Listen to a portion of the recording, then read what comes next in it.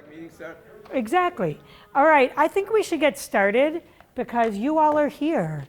And yeah, like. Paula message, she's stuck in traffic. Okay, yeah. So I know the rain is making people late and all that, but I think we should probably get started anyway. Do we want to start with our overview of I think most people know, but just to remind everybody. And Gandhi's not here yet, so we don't need to use it yet, but if, yeah. Thank you. My name is Solange de Medeiros. I am the language justice specialist with Summer Viva, and today we're offering English and Spanish interpretation. I think you're already familiar with the equipment, but I want to go over it with you anyways. So you should have the equipment in front of you on your table. If you could just take your headphones, connect here. You can roll here to turn it on, so you can change the volume here. And we're gonna do little test, just make sure everyone can hear. Can everyone hear well? Yeah? No. Can you hear the checker? Okay, thank you so much. And then I would like to ask you to please speak loudly, clearly. Mine doesn't have any signal. It's not working? Yeah, I didn't hear that. Is there any? 1, 2, 3. Do you hear? No. Can I see maybe? Oh, there we go. So if you have any issue with the equipment at any point, you can raise your hand. I will come with, to you, okay? And then please speak each one at a time, clearly, and to help our interpreters. Thank you. Okay, here we have 2 more coming. Yep, great. Okay, so today's agenda, at the request of the group, trying to be responsive, I wanted to give a good amount of time for the group to sort of talk about, given all the things we have heard about so far, what you're thinking, what your reactions are, really an open opportunity for just some reflections. And so that's how we will start the meeting. And then we will turn to talking about enrollment and walk sheds. And so you all got the data and the maps in advance. So Rich is here to answer any questions about the maps. We weren't really going to present them because you've got them. And same for the data. Teresa from the enrollment office is going to be here at 7, which was why we did it in that order. So she'll come at 7 and then be able to answer any questions you have about the enrollment data. And she could also talk a little bit more about just the experiences of people when they are enrolling their kids in schools and some of the feedback she hears and things like that. So that'll be that portion. And then we will, as we wanted to talk about decision-making frameworks. So we sent you a couple of different examples. I think they're really variations on a theme of how we sort of compare the options and the evaluation criteria. And then it'll be up to this group to sort of determine what are the options and what are the evaluation criteria, so we can then do that analysis together. Before we close the meeting, we will identify action items so that we can be sure to go back to them, and then we will aim to close on time, even though we're starting a little bit late. We'll try to make up some time if we can. Okay, a few other just starting points. Just a reminder of our ground rules: to be concise, to be respectful of each other and any other human that you speak about, to speak about them in a respectful way, please, to be constructive, and we'll try to stay on task.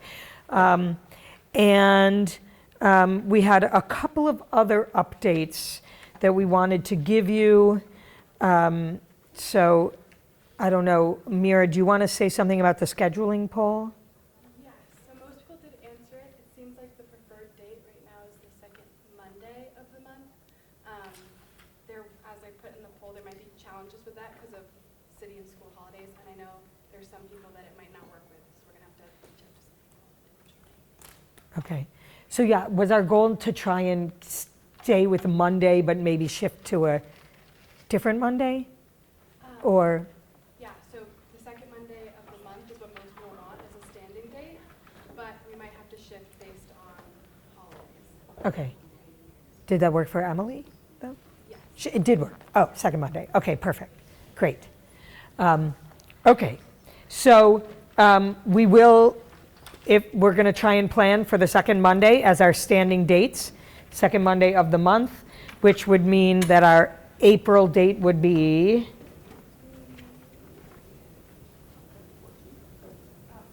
which is the week before vacation, right? Good. Okay, so that should work.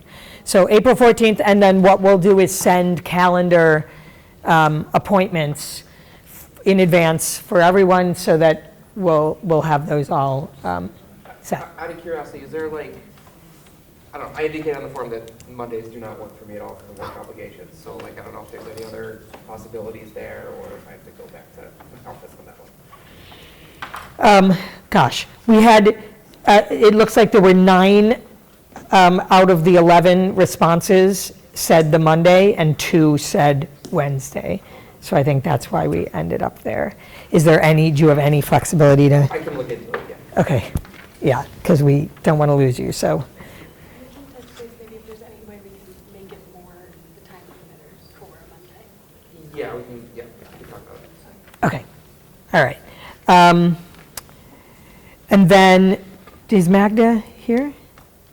Oh, no, Denise is here, yes. Denise, do you want to give an update on the comms survey, what the city's actions were on that?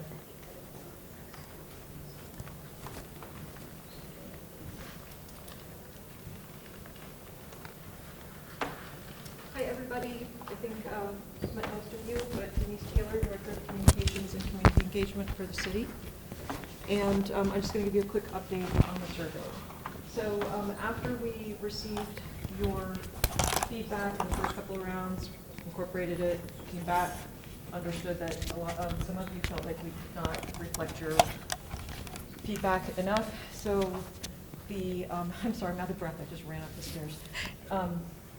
The survey staff, I'm sorry. Just for audience. Sure. The surveys, I'm going to set my phones down. The survey staff went back to the table after the last meeting and began revising the survey, making various adjustments based on the feedback we heard at the last meeting, such as including no options that was raised by one of the members, looking at some of the questions that were particularly concerning to people and looking to revise them. We felt like some of the feedback was clear enough that we could do so independently, but that some of it was complicated and broad, and that we wanted to go over those changes with the individuals who had made those requests. And we were feeling that we needed to do that with members of the committee who had raised those specific concerns in order to be sure that the outcome was acceptable to everyone to move forward. So one of the individuals declined to work with us, which is absolutely that individual's right and understandable, and another one did not respond, which is also that person's right. During that time period, there was also further public concerns raised at other venues.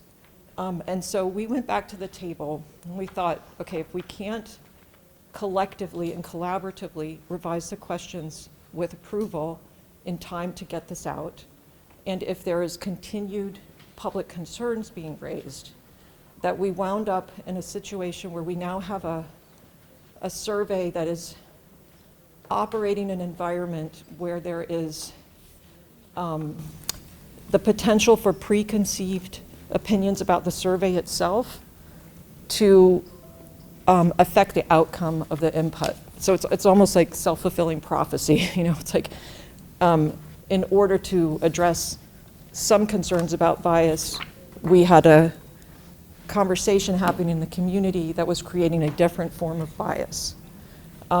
This is happening at a time where our outreach staff that we use and rely on to go out into the community and do multilingual, multicultural, meet people where they are, in-person, intensive outreach to be sure that we reach a broad selection of the community. That staff is extremely burdened right now.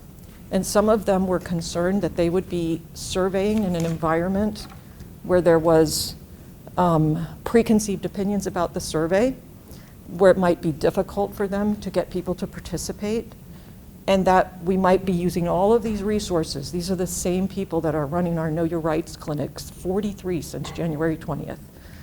The same people who are our community liaisons in the schools that are overtaxed all the time anyway. And there was concern that we would have them all out there and then have a survey where the results would be rejected by some members of this committee and questioned by members of the community. And so what we did is we let it run to its completion without any further promotion. The staff will look at those results to honor the people who did participate, but we will not do full analysis because the survey doesn't meet our outreach standards anymore. So we'll look at those results. Our survey designer did say that there were a lot of comments made in the open sections that could be helpful as we design the phase 2 survey. We're going to shift and pivot to the phase 2 survey immediately. The run-up time to create a quality survey is lengthy. We want to be sure that we learn from this process and that we work from the get-go with this advisory group to get your opinion right from the beginning, and that we shape a survey that you can all feel is going to provide the information that you want, that it has the questions that you feel are appropriate. We will still work with staff who need some information as well.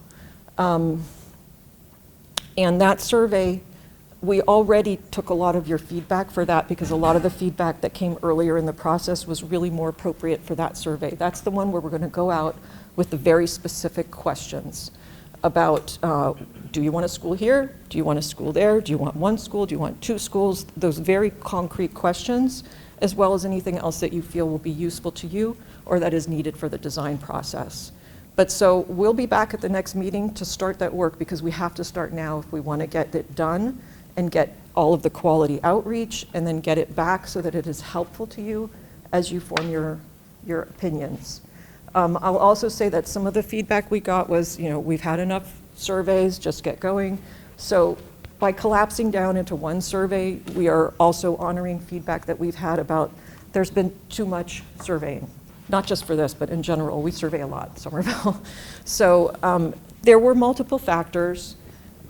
We are doing our best to learn from this. I just want to be clear again that we don't have the time or the mindset to have like a conspiracy inside the city to try to have a biased survey. Some of the feedback was really helpful, and all of it was legitimate. Everybody's feedback is legitimate. We did our best. The process failed, and so we're going to do our darndest to make sure this next round is better.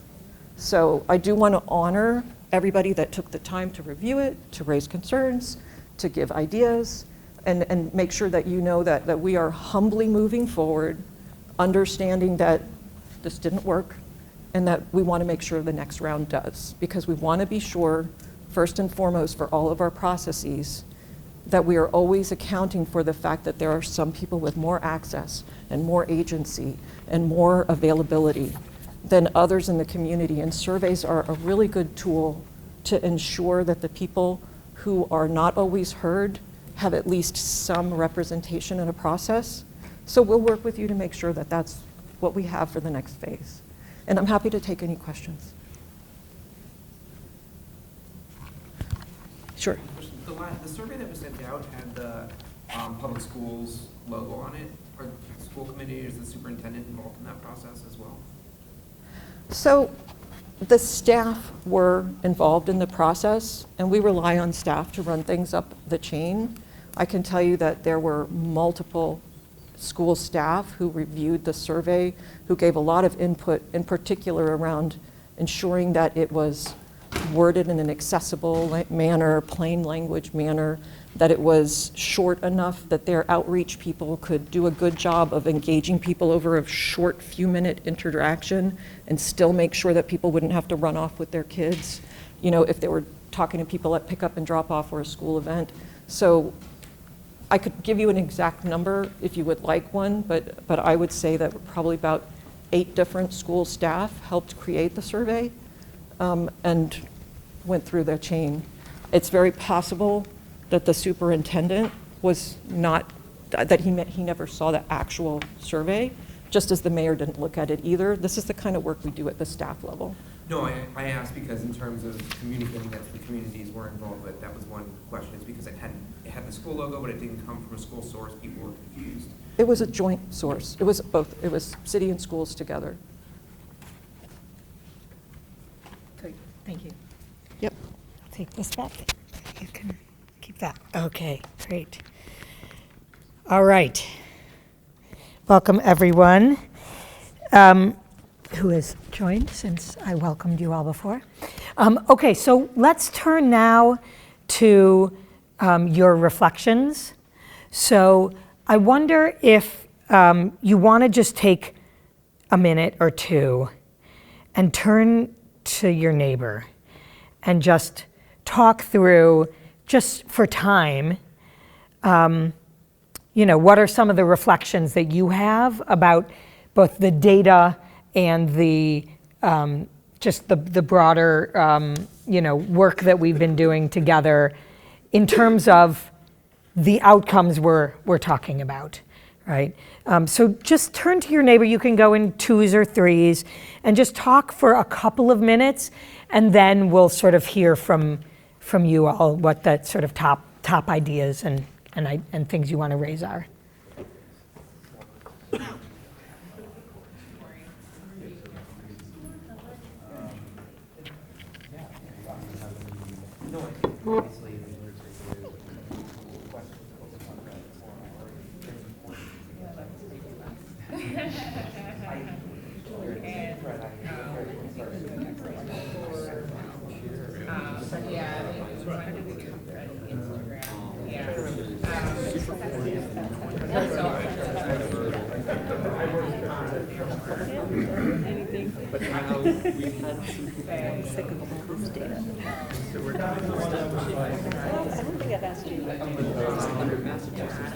There are 400 spots.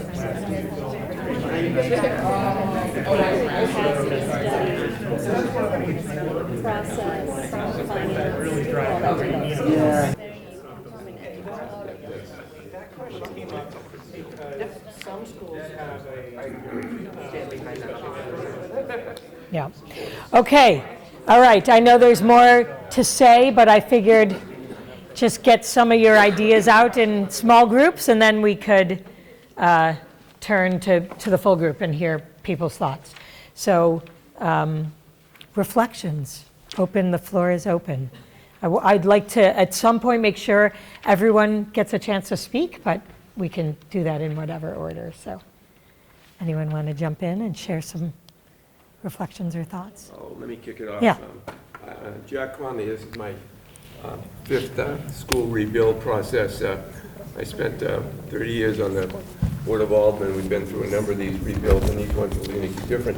What I'm a little concerned about right now, Stacy, is that the emphasis on process and detail and reaching out to has become, I think, a little bit cumbersome.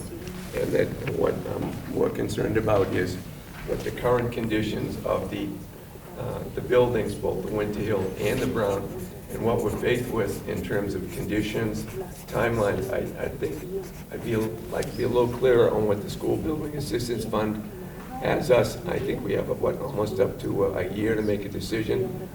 What's the timeline for us? Are we grouped in with 10 other schools that decisions are going to be made on for the amount of money we're going to have? I think it would be more helpful to us to know that we're in competition with 3 or 4 other schools for 50, 60, 70% monies for what we need. and I'm kind of a numbers guy. I'd like to see what our projections are for what the total cost of a rebuild of the Windsor would be, what, if necessary, the cost at the Brown School would be for improvements or replacement. Those are costs that I haven't seen any information about so far, and looking at all the information I have on the timelines, there doesn't see anything that gives us any quantitative information about where we're going and when we're going to look at these things. I know at some point I'm sure Rich is going to bring us up to date, but I'm a little unclear where we are with the school building assistance fund right now and what our timeline is to get to where we need to be with them. Yeah. So we have had one conversation about timeline, but I don't know, Rich, do you want to try and touch on this now? Or maybe I should collect thoughts and then I'll come to you. Yeah, let's go around. Yeah. No, I was just gonna say, we do have some of those numbers in the K-8 master plan. You know, maybe they're 85% correct, but they're order of magnitude, this is 2, this is 250, but, you know.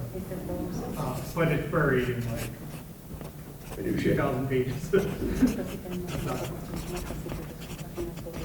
Yeah. Okay.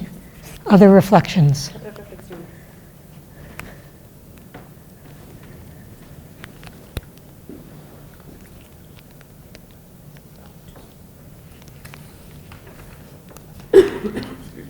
Yeah. So I'll just say, Gandhi and I were chatting a little bit, and she should feel free to jump in as well for the conversation. But one of the things I think we've made a lot of progress in understanding the rationale and the approach for a lot of these things. It still feels to be lost that this is a process affecting an entire community of students that are still waiting for their school. So as much as we need the quantitative data, and completely agree on that, it still feels like there's a lack of urgency in our community that's still pretty strong. Yeah. Okay. Other reflections?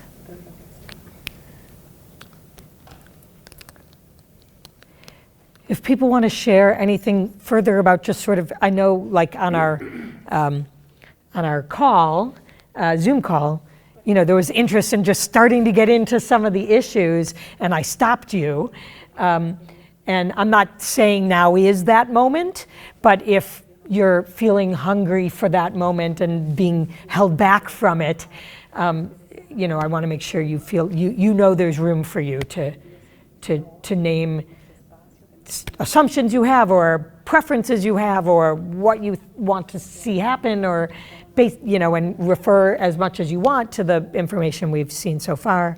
Again, this is not the necessarily the goal of this session, but it's an opportunity. I just want to make sure you feel the opportunity to be heard. Can I have a suggestion? Yeah. If we're going to go through and start talking about topics on whether we are right now, it might be useful to put some of those decision-making tables up now so that as we go through it, we can at least enter or talk about things with pointing to something at the screen. Like, if we're going to talk about the enrollment study or something like that, being able to take that conversation and put it directly into the decision-making framework. So flipping those agendas a little bit, I thought might be useful. Yeah, I mean, that was our ideal, would have been to first do the meaty parts, the presentation and the sharing of, and then have the discussion. And the reason we did it this way was only because Teresa couldn't be here until 7. But if you want to start there and we can ask her, hold questions for her, or if you want to jump right into the decision analysis tools, we could do that. I just want to give everybody else a chance if there's something else hot on your mind first to, that came up in the rounds we just had. Yeah. So we were saying, through a lot of information, but especially looking at some of the maps, that it seems like, we originally started with 5 options, and I guess they're all technically on the table, but it's starting to come down to maybe 2 or 3. And if we all agree on that, maybe we could just say, all right, these 2 are definitely out, but just so. The Brown at Kennedy, I don't know if we're calling that the Serenity, the Crown, is, it's more expensive, it probably is out, right? But it just helps people know, we've whittled it down to 3 options, then maybe 2, and then 5. And I think the framework helps. Yeah, exactly, yeah, and I think that's an important thing. I agree. As far as I can tell from the presentations, especially from Rich, I think the city has done a really good job narrowing it down to those 3. it does not seem like there are any other viable options on the table other than those three. Yeah. Would you say that's accurate, Rich? Yeah, I think for all intents and purposes, yeah. Yeah, so let me see if I can name what those three and see if we all sort of see what they are. And so one is rebuilding Winter Hill at Sycamore Street for the Winter Hill, for the number of students who currently had attended the Winter Hill, right? What we'll need to couple that option with, if that's the option where, if you all are taking that option seriously, is something that happens for the Brown students should that building become unusable, right? So that's, and then that may then become a couple different options, right? It might be rebuild Winter Hill at Sycamore and do X with Brown, rebuild Winter Hill at Sycamore and do Y with Brown, right? So in that sense, it might become, A or B of option one or something like that, if that makes sense. Yeah, I agree. What? Are we actually allowed to, are we allowed to say what happens to the Brown? Well, I think you're allowed to give advice. You're allowed to give advice, right? I think my sense, and you can correct me if I'm wrong, is that the mayor would like to know if the community wants, if this group wants to rebuild the Winter Hill for just the Winter Hill community at Sycamore Street, what does this group think should happen to the Brown school, right? Or to the Brown We could students. say that the site of Sycamore could host Winter Hill and Brown, or only Winter Hill. Right, yes. That's a second option, right? But I just, Yeah. anyway, I just figured. Yeah, Rich, do you want to? To really drive home that point, so we are currently in the process of hiring the owner's project manager for the MSBA project. And we've laid out the scope for them. And I've told them that that is specifically in scope. Because they give us a scope and fee proposal and the hours go into it. Ultimately, the OPM we select, and then the architect designer that we select, will bring to design and construction, whichever it is. It's either Winter Hill only, or a building that combines the Winter Hill and the Brown population. But in the concept phase, in the phase that we're in right now, when evaluating the Winter Hill only options, we also have to evaluate the Brown by itself options. Knowing that the MSBA isn't going to fund that construction, any option that does Winter Hill just for Winter Hill, we also have to look at what the technical possibilities are and their associated costs for that. All right. Okay, so that's one option with possibly different variations, or it could be, you could think of it as multiple options if such thing that comes to be, right? Just one question kind of related to that too. It's like, I heard you say, and you asked the question, what do we do with the Brown, because what if it collapses or something like that? Until this school is built, what happens? If the Brown has to be closed down, what happens right now, today? Let's do the disaster scenario. One of the many things that keep me up at the middle of the night, right? Building collapses overnight, what are we going to do? My very first call is to the Archdiocese and find out what the availability is of St. Clement's and St. Anne's. And also talk with SBS about how we could absorb students into the other schools. Kennedy West doesn't have any room, but if it does, we will have to very quickly play the game. And in answer to the question, why aren't you already calling the Archdiocese? Because their own plans morph over time, and they're not going to commit. If I call them up tomorrow and say, hey, can you hold on to St. Clement's for me? The answer is going to be no. But if we're on the Channel 5 News because the Brown fell down, and I call them up and say, hey, could you call up the Cardinal? Can we have your school? The answer is going to be yes. So that's sort of where we are. And that's true for any school. Like, Right. There's a fire at West. Right. had that. Yeah. Now it's a new nightmare, Ryan, thank you. Yeah, yeah. Brown's the easiest thing. So, Smallest. Marta, is this also about this option? Yeah, I mean, yeah. Yeah. Yeah, just to also kind of simplify. I think we all agree that the Winter Hill goes first, like it's a priority. And then, part of the discussion is, oh, well, Brown is also on the verge, but Winter Hill is the first priority for Somerville. I just want to also clarify that if the MSBA is only paying for one facility, then the question for us is, do we want the MSBA to fund one Winter Hill or one Winter Hill? That, because the Brown School for sure is something that the MSBA is not going to pay for the foreseeable future. So that is kind of the key, whether it goes here or there. We also need to understand that there's money for one facility. It doesn't matter how big it is, but that is. And to clarify that further about why I'm kind of phrasing it that way, is that to your point, like, is that within the scope of us, Emily, about Brown and everything? In the case right now, let's say whatever school we decide is not going to get built until open until 2031, right? And at that point, the economic landscape could have changed drastically. The political landscape could have changed drastically. I think over planning what to do with the Browns cuts short the options that could be available in the future, and there's potentially a lot more time for that process. So potentially very little time, but there's potentially a lot more time for that process, which is why I lean towards agreeing with you. It's like, I don't think that's going to solve our most pressing issues. We have to think about it in a very general term. Yeah, it's like a solution will be needed. A solution will be needed, and that's one of those factors. So that's a long-winded way of saying, I think if we keep the focus on the school and what we're building and the costs associated and the side costs associated with that, I think we come to a better, more decisive answer. So I just want to clarify, Rich, were you saying that you actually expect that at least one option for the Brown is, if the decision is to just rebuild the Winter Hill for Winter Hill alone, that at least one option for the Brown is going to be examined, even if it might not be implemented during this process? Correct, yeah, well, actually, I think we'll wind up.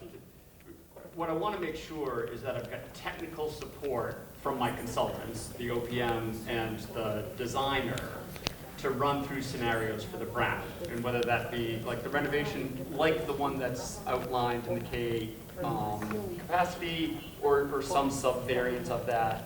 And it was also very specific with the OPM that I need assistance in estimating costs for temporary housing. Like if we were to do modulars, what would the cost be for modulars during construction? And the idea of escalation, like what would we be looking at, how far out you put the Brown, so. Yeah. I just want to make sure that I've got the technical support from the consultants to give us those scenarios. Okay, so I think basically the three basic scenarios, right, that you all, I think this is what I've been hearing. We've either got Winter Hill alone and some conversation about what the proposal for the Brown would be. Winter Hill and Brown communities rebuilt at Sycamore, or Winter Hill and Brown rebuilt at Trum. Is that right? There may also be room for this group to think about, you know what, if we were going to rebuild at Trum, what really matters is what happens to this building. So I want to at least talk about or explore some options that I think could have value for what we might do or not do with the buildings, right? So the options can get more granular and have more meat to them. If you guys have appetite to jump into those things, because those are ways that we in the negotiation space will call expanding the pie, right? That is, we can find options that address people's concerns that might, otherwise be missing from just these options. And I think it's a great point, because I think if we decide that the best option is Winter Hill and Brown and Trum, I think we should feel obligated to make a suggestion about how to find green space in the city. Can you guys please speak slowly? Sorry. I think thank you. We would feel obligated to identify a solution for more green space in the city as part of that recommendation. Right. Yeah, exactly, exactly. I don't think we have to get into second and third order effects, but the Basic. really obvious, I'd say our threshold is the really obvious one that any average voter is going to ask. We should at least have some modicum of an answer to say, what will, if we take away a field, where are we going to do X, Y, Z? But not try to boil the ocean. Do you feel like the future of the building at Sycamore Street falls into that I think so, yeah. category? But my understanding is that that building is not, you cannot really renovate it, so it's gonna be, No, it would be tear down for green space. right, so it's whether it becomes something else or open space. Yeah, just to add. Well, I want to let Gandhi go and then you.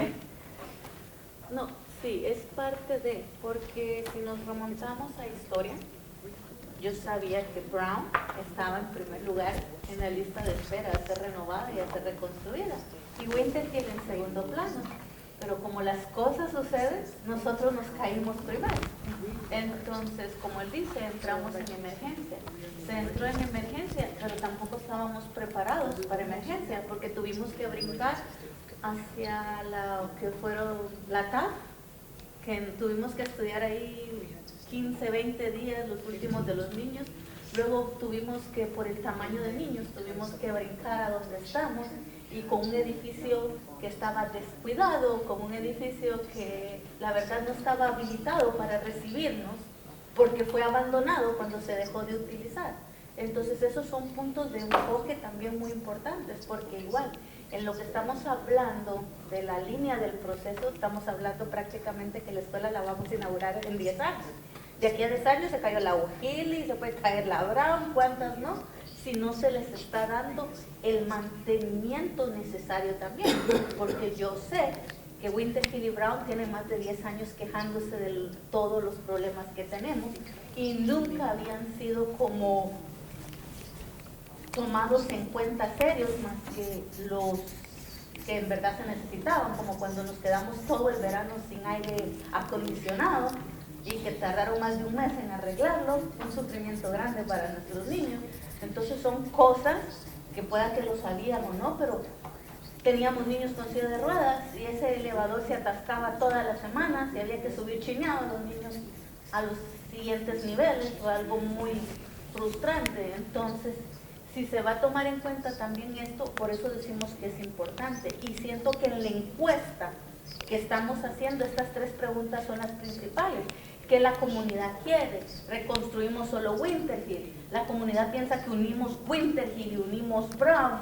La comunidad que piensa vamos a unir Winter Hill y Brown, pero no caben en Sycamore, caben en Trump. ¿Están de acuerdo en que eliminemos Trump para salvar 2 escuelas? Siento que esas son las preguntas primordiales para la comunidad. Estas son las preguntas de la encuesta que nos ayuden también a nosotros a tomar estas decisiones para poder respaldar. Y la otra es, bueno, y si venimos y tomamos Trump, entonces la Winter Hill y la Brown, ¿qué se va a hacer con ellas? Se van a votar y se van a hacer esos espacios verdes que el Trump significa para la comunidad, porque la comunidad en verdad tiene como su parque principal el Trumping, porque ahí hacemos las ferias de la familia, ahí entrenan los niños soccer, béisbol, adultos, van las familias a jugar, o sea, es como el centro, el corazón verde de Somerville. Entonces, si le vamos a quitar el corazón, ¿vamos a hacer 2 pulmones en Brown y en Winter Hill? ¿O qué más vamos a hacer? ¿O solo nos vamos a olvidar después de la construcción de estas escuelas y las vamos a abandonar como se abandonó la Edgerly o otra que está aquí abajo que era donde se hacían las inscripciones hace 6 años? Que también creo que está abandonada. Entonces son detalles también que tenemos que ver y que no se tienen que quedar en el aire. Perdón si hablé de más.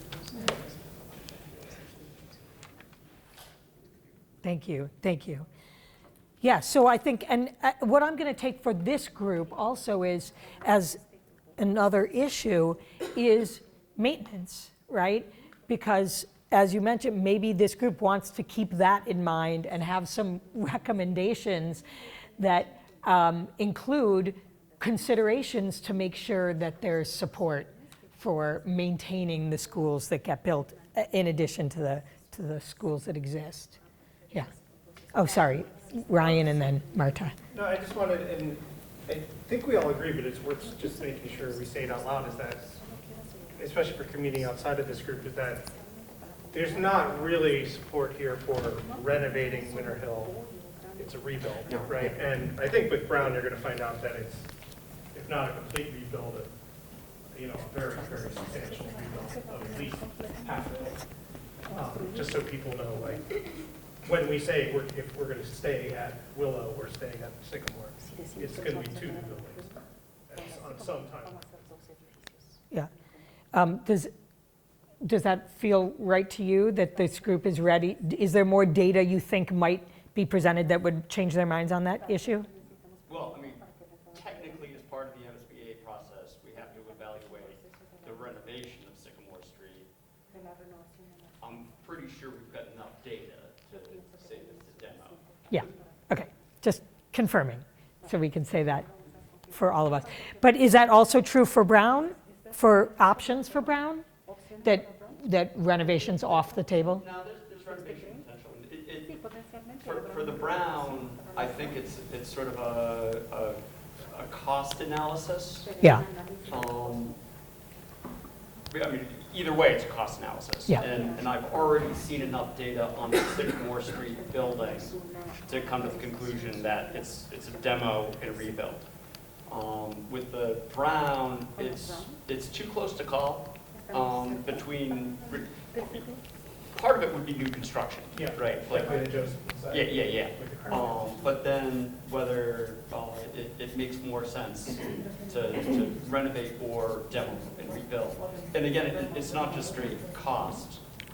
It's total cost, which we also include embodied carbon in our evaluations. So that's.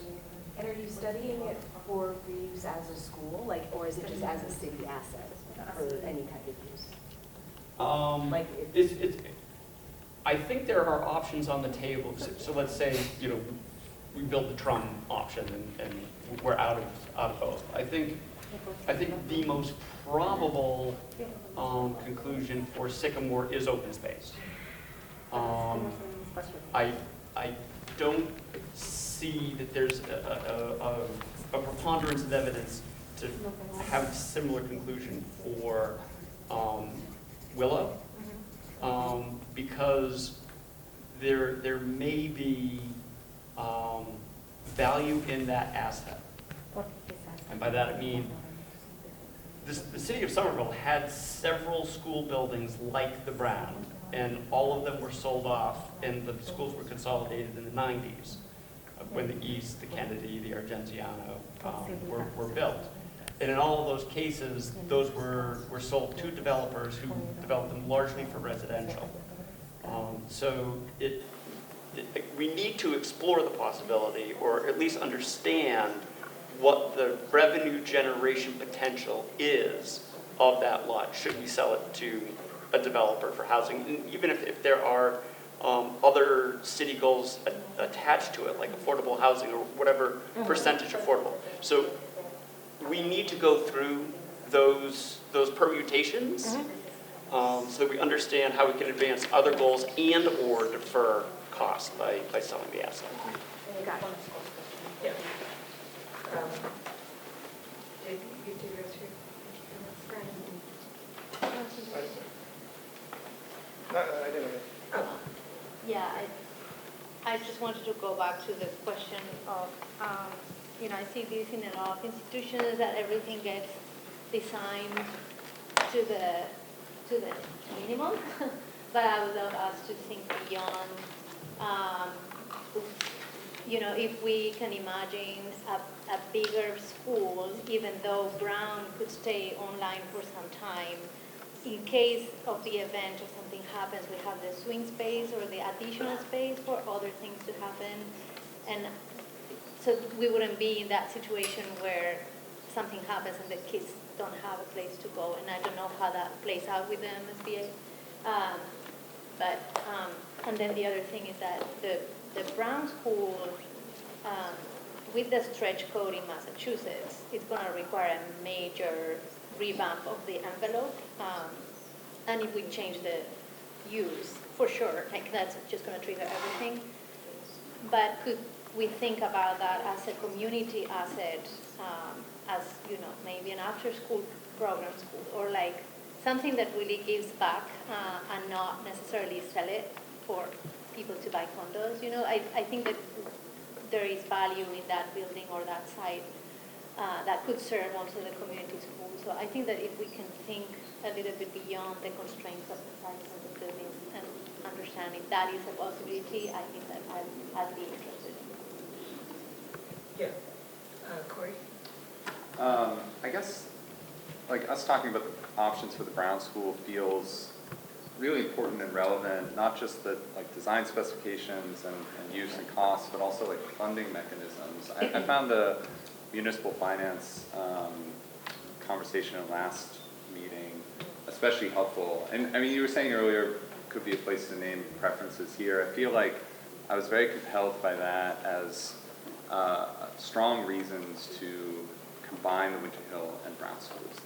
Either at Sycamore or Trum, I don't know. I'm like curious to hear more about, you know, watershed maps and things like that. But not having a plan for the Brown School feels like it is both in terms of like how it's designed, which we might have options, but also how it's financed.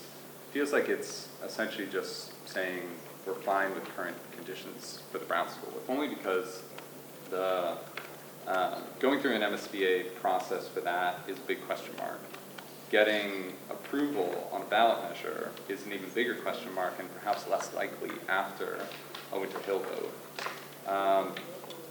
And or just funding it ourselves is just incredibly expensive. Mm-hmm. And so, and you know, not that financing is the only thing, but when you consider, I just, you know, I'd love to know the actual numbers, but it seems like millions of dollars in debt payments if we were to just do the Brown on its own.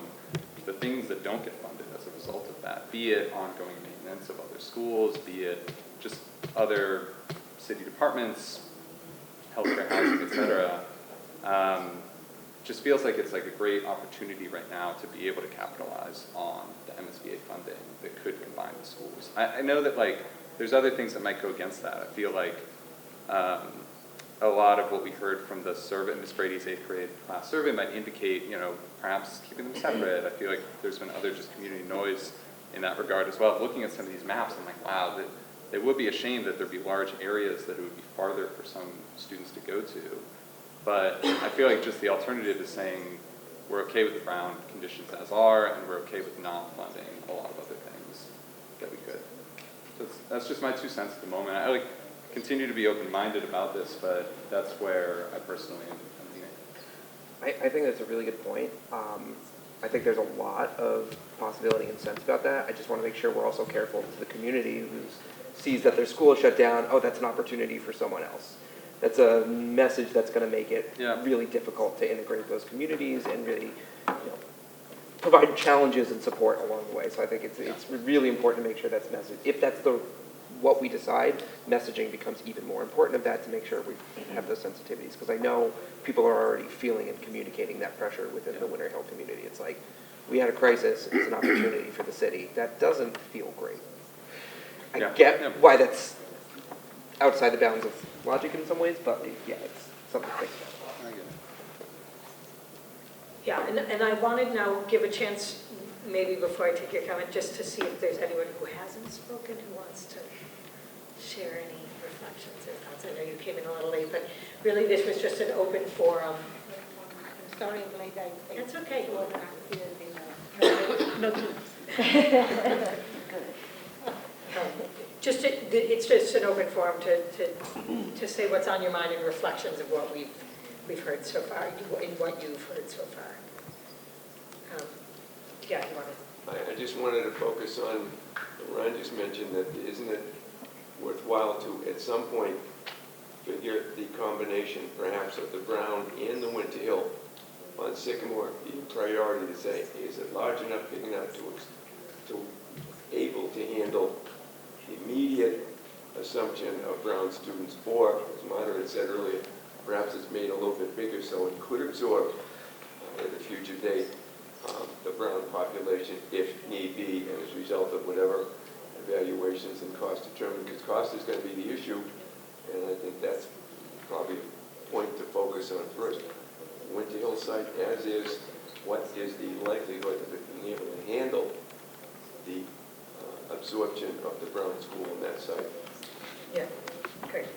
Can I just have that question go directly to Rich? Because I think Yeah, he knows but the we're not answer. going to answer them. I don't know that you're ready to answer that today. No, I can commit to having that be in the analysis. Yeah, thanks. Is there a restriction on how high you could build there if you demoed the Sycamore School? Technically, no. Practically, yes. In sort of sensitivity to the neighbors, we don't want to put a 20-story building there. But technically, we're exempt from our own zoning, so in theory, we could. Anything else you wanted to name at this point? Just take it all in, just hang it back. Okay. I just want to be hit with as much information as possible. Amara, anything you want to name? No? Emily? One of our very first meetings was looking, I think, the growth projections of the seat, projected seat Yeah. growth. And I know there was like many reasons why maybe those numbers weren't great, but something that struck me and why I'm sort of inclined to lean towards Corey, and I definitely want to know what the sort of max capacity is of the two sites, is that I didn't think any of the study we saw, the feasibility study or whatever it was that we saw, it was just looking at replacing exactly the seats that were taken away, and there was no room for growth or room for, it didn't seem like a 50-cent solution in terms of growth, and so that's another piece where I just don't want to kick any cans down the road of, right, we immediately fill up the new school, and we're back here doing this again. Yeah, great. Julia, anything you wanted to name?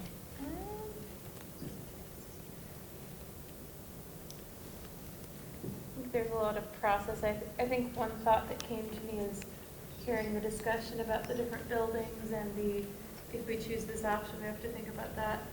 I keep coming back to I think no matter which of these we pick, the Sycamore site has to be demolished, whether it's to put something new there to get the space back or something. But I don't think there's any scenario where that doesn't happen. But that's just where my brain's been circling on. Yeah.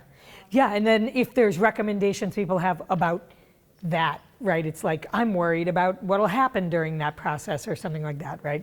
There's room for that conversation as well. Yeah, I guess the other thing I was thinking about, and I mentioned this a little bit, was just looking at what gaps are formed by what in the maps, but I think there's a lot of complexity to that data, and I think as the meeting goes on, I might understand the data better. Yeah, we're gonna turn to that next.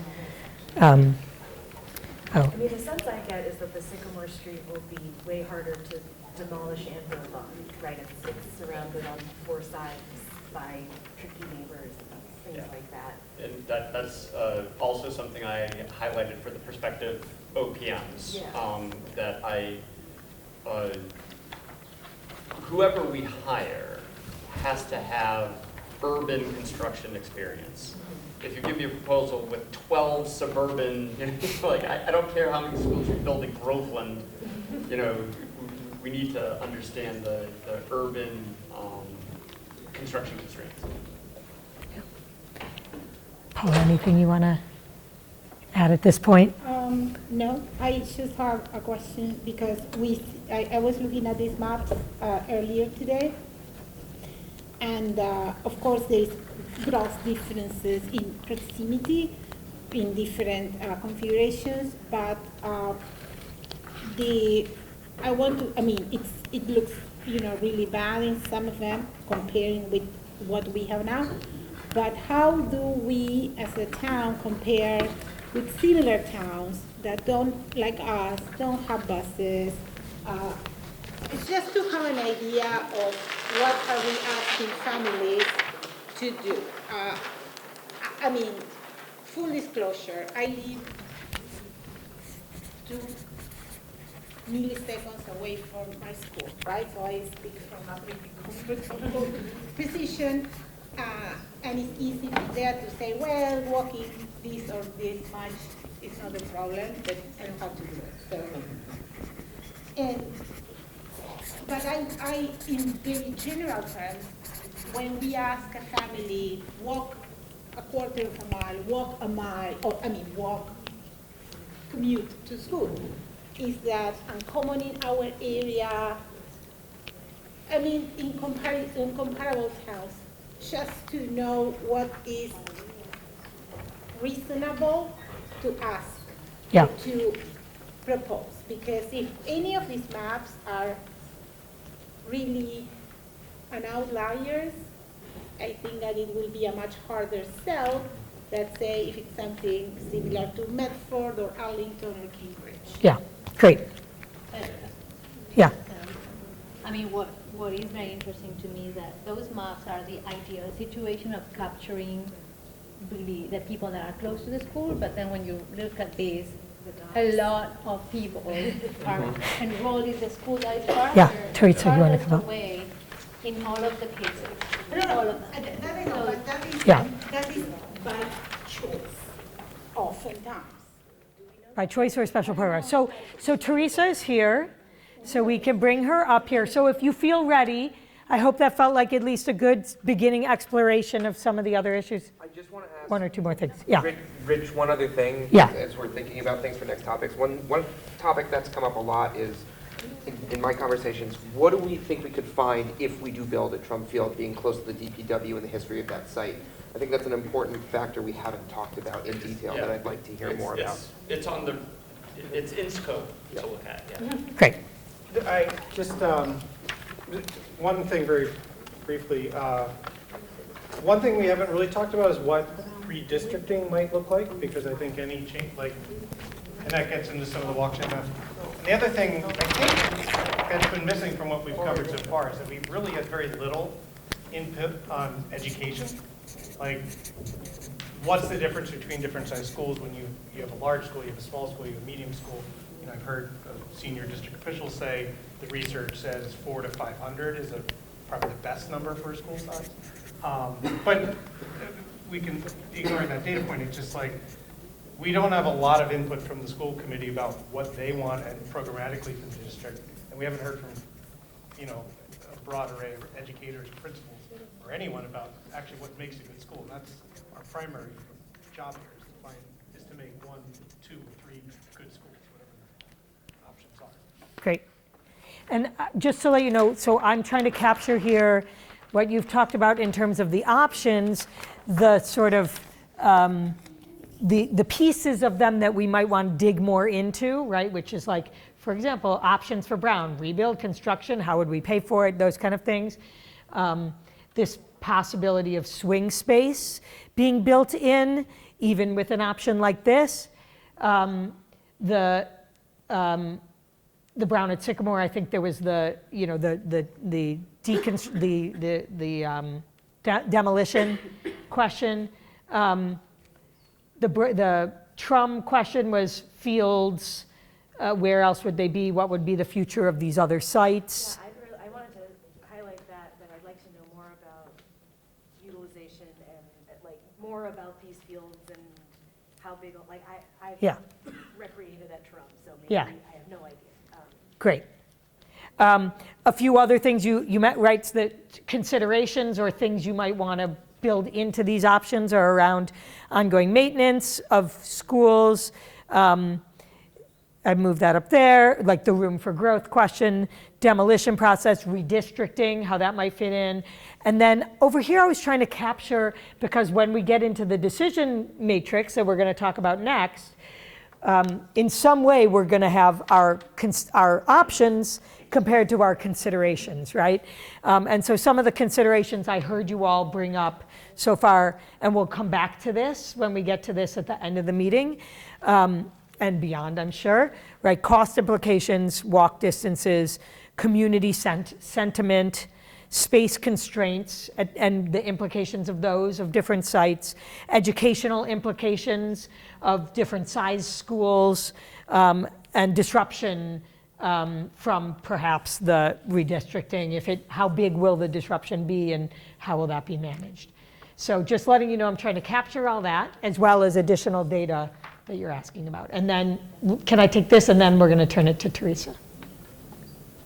On on both the points of the override and the community sentiment, or I would call it sensibility around the community, I just want to raise a concern I have, which is if the Brown School is let to later, so we do if the Winter Hill School is done first and then the Brown School is delayed for later, because of this aura that the school has about serving a very small community, potentially wealthier, and we all feel that that is a bit of what is in the sense of the community, is that going to harm the Brown School down the road when we try to put it as an override, because we all have to pay for a very small school. And I think that it may be sore to some part of the community that now they have to fund a small school that serves a very small community. And that worries me in the long run. So I just want to kind of build up on what you were saying, that, you know, the community is what we build. But it may be I worry about that sensitivity around it. Yeah. Okay, I added that as a consideration. With that, let me bring Teresa up. You want to start by introducing yourself, and if you have any like additional information you want to share or context, and then we can just open it up for discussion. Oh wait, let me give you the microphone. I'm going to speak in English maybe, but just happy to translate. Well, but this is for the camera, for the video, the Zoom. It doesn't make you any louder in this room, but it makes you audible to the people who will be listening later. Hi, welcome. Nice to meet everybody. My name is Teresa Rodriguez. I'm the enrollment director. Bienvenida, Teresa. I'm here to talk to you a little bit about where students go to school compared to where they live, and where people choose. So I did bring copies. I think everybody might have received it already. Wonderful. So the first thing I just wanted to share is that I represent a team of 6 people that help families enroll in school. They're multilingual learners. I am the newcomer in the office at 3 years. Most of them have been there 28, 29 years. Can you so. speak a little louder for the interpreters? Yes, sorry. My name's Teresa. I'm the enrollment director. I've been there 3 years. There are 6 people that work in my office who have a long tenure. I'm relatively new, just 3 years in. The goal of the information that I sent in advance was just to help you understand how many students attend school relatively close to home. You have the walk-shed map that shows you kind of in terms of visually, but I also just wanted to share that often students would want to go to a school that's relatively close to them. Not every student goes to that school that's close to them, though. Sometimes we as a district ask students to go further from home to attend a specialized program. If you need a program for emotional support or physical needs that you might have, or you might be an English language learner and need an intense support for that. So sometimes we ask you to go to a school that's not your closest one. So I just wanted to share this first data and let people look at it and see if there's any questions. The first thing is I highlighted in blue is each school, as you'll see, elementary schools only that we're talking about. These are the number of students that attend a school that is not their proximity school.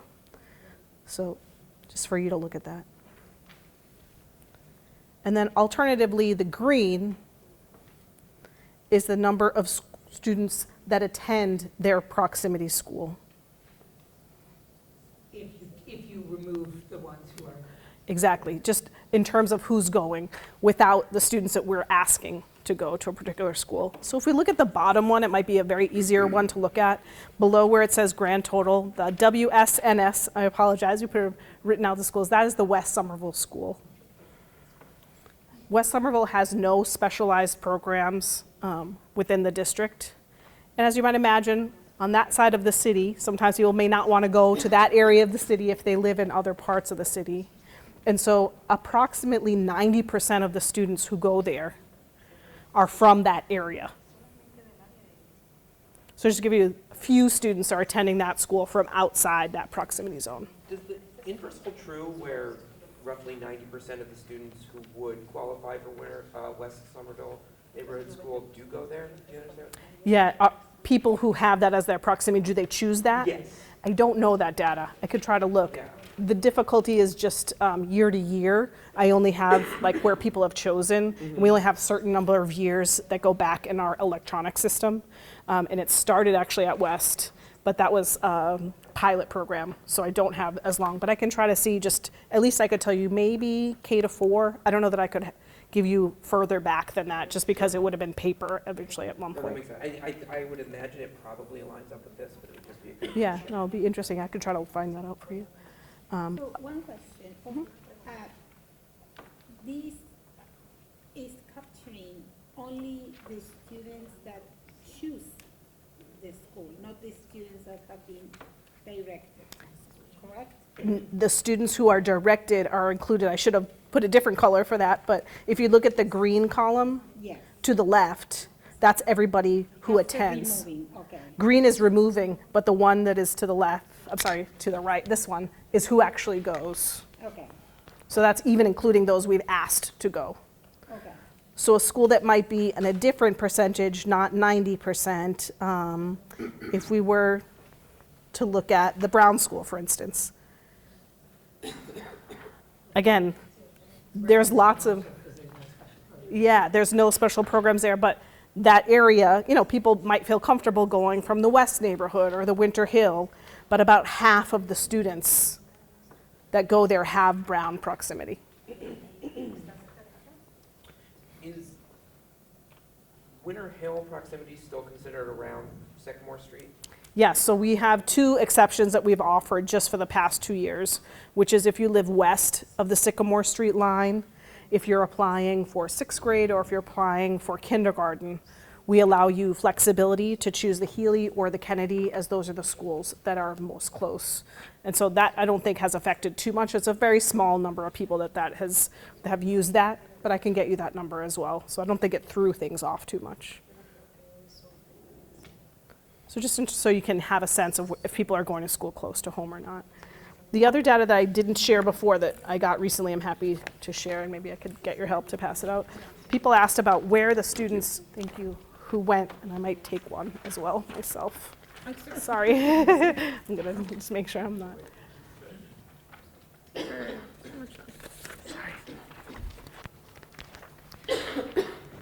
Part of what I was asked to share is just some of the pain points in the enrollment system currently as we have it. And one thing that many families at Brown have expressed to me is just the uncertainty of where their children would go to 6th grade. So I just want to share with you the numbers starting in April 22. That's when I started, so I have that much more easily. The number of students who have been in 5th grade at the Brown School and where they've gone. So occasionally we'll have a student that moves out of district. So we had 29 students the first year. 1 was moving to Arlington, so there was 28 to be placed. And then seeing where it is that they end up going to school. Obviously, we have not had a lottery for March 2030 at the bottom, but that's just the number of students who are currently enrolled that would be 5th graders when we get to that time. So they're typically going to the Kennedy or less. Mm-hmm. Depending on the number of folks. Is this influenced by the catchment at all? Sorry, Like, is that assignment weighted, or covered is one, it- sorry. So like they pick where they want to go, but then that's also weighted against what catchment they live in? Yes. Same as the kindergarten system. You have a process. So anyone who's zoned for Brown has a dual zone. They have a K to 5 zone and they have a 6 to 8 zone. Yeah, I meant to try to track down that map and distribute that. I'll write that down. Yeah, it's in the enrollment center. Yes, yes, it is. But it's an overlay in the Brown region. Technically, a small portion, the next proximity school is the Winter Hill, but the majority of it is split between the west and Yeah, I mean, I think it would be interesting to see what the data is before 2023 and 2022, because obviously you wouldn't expect most parents, I think, in 2024, 2025 to pick Edgerly as sort of a first choice there, because obviously Winter Hill's not at Sycamore Street. I don't know if you have that available. I could try to get it from our previous enrollment director. I don't have it, and didn't have I'm access just to it. curious if that's normal or if that dropped down. No, it's not allowed for me. Yeah, if the fact that over 3 of the 4 years, 0 students go to Winter Hill, is that normal for Brown, or is that? From just, I can find out, but I could tell you, I know that one at first had chosen that my first year, and then people moved, so I think there is a small number, but that might change as people, oh, this is where people are going. You know, sometimes when there's a singleton student, people might decide, oh, I thought I wanted this, but now I'd like to go someplace else. Gracias. Sí, acerca de eso, investigando sola en la comunidad acerca de la Brown y la Winter Hill, porque los chicos de la Brown al salir de 5º grado iban o no a la Winter Hill. Soy sincera, no quiero ofender o afectar, pero en mi propia encuesta escuché que a veces es cosa de cultura, de que a las personas que van hacia la Brown no es algo que se trae de años, como que no congeniaran con las personas de Winter. Es algo como que por cultura, por que hay una barrera, como que no congenian o no llevan, y por eso los padres siempre deciden cualquier otra escuela que no sea Winter Hill. Fue algo que te digo que yo quise averiguar porque para mí me parecía curioso. ¿Por qué? Porque donde yo vivo, mi hijo estaba en la Winter Hill desde kindergarten y los 2 niños, mis vecinos del 2º piso, estaban en la Brown.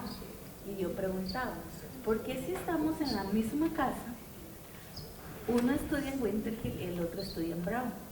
Y los 2 tienen IP. Esa fue mi cuestión y a raíz de eso empecé a investigar. Y claro, el número 2 que está aquí es de ellos, 2 niños, porque son 2 hermanos, que cuando terminó el 5º grado pasaron a la Winter. Y pasaron a la Winter, que creo yo, porque yo los llevo, yo los traigo a la Edgerly. Y me parece curioso y me río porque dice 2, y son los 2 niños que son mis vecinos. Entonces es algo de que, no sé, ustedes son de acá y ustedes sabrán si eso es verdad o no es verdad, o es parte de lo que influye en esto de mover los niños hacia esto. Y les digo, a mí me ha quedado mucho la sensación de por qué Brown solo llega hasta 5º grado. Porque la verdad, en mi experiencia con estos 2 niños, para ellos fue muy frustrante, muy problemático haberse movido después de estar 5 años en su escuela y haberse movido para la nuestra. Les costó encajar, había mucho problema y su IP de la niña no encajó tan bien porque ella pasó al mismo grado de mi hijo. Están en el mismo grado y llevan lo mismo, pero si tú los tomas a los 2 en su mismo IP, la manera de no lo tomaron tan bien.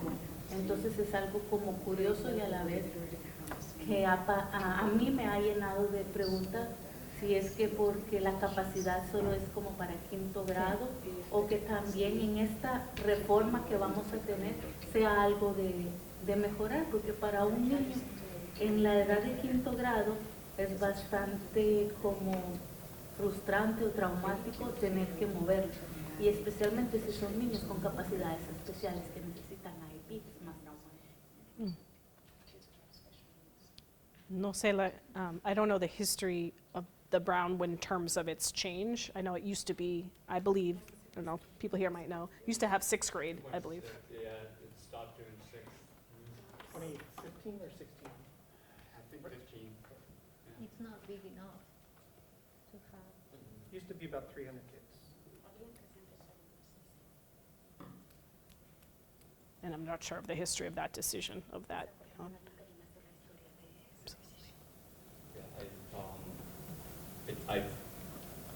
If I recall correctly and understand correctly, and I didn't work at the city at the time, but there are DESI requirements for out-of-classroom education, and they needed to repurpose what were the 2 6th grade classrooms for art and music and other classes. Yeah, they also expanded the resource room for interventionists, kids who need math and reading support, things like that, so. So I wonder if you have questions about the maps too. So we have Teresa, we have Rich here, or if there's comments people want to make about the maps, especially in the context scene. Do we have a sense, because these plans are for our current families, for future families, that's what we are trying to capture. Do we have any idea in our districts how many kids do not come to any of the schools? How many kids are in charters or private schools? A rough percentage, and if any of that maps to a certain area of the city, which can indicate, oh, families feel a desert zone.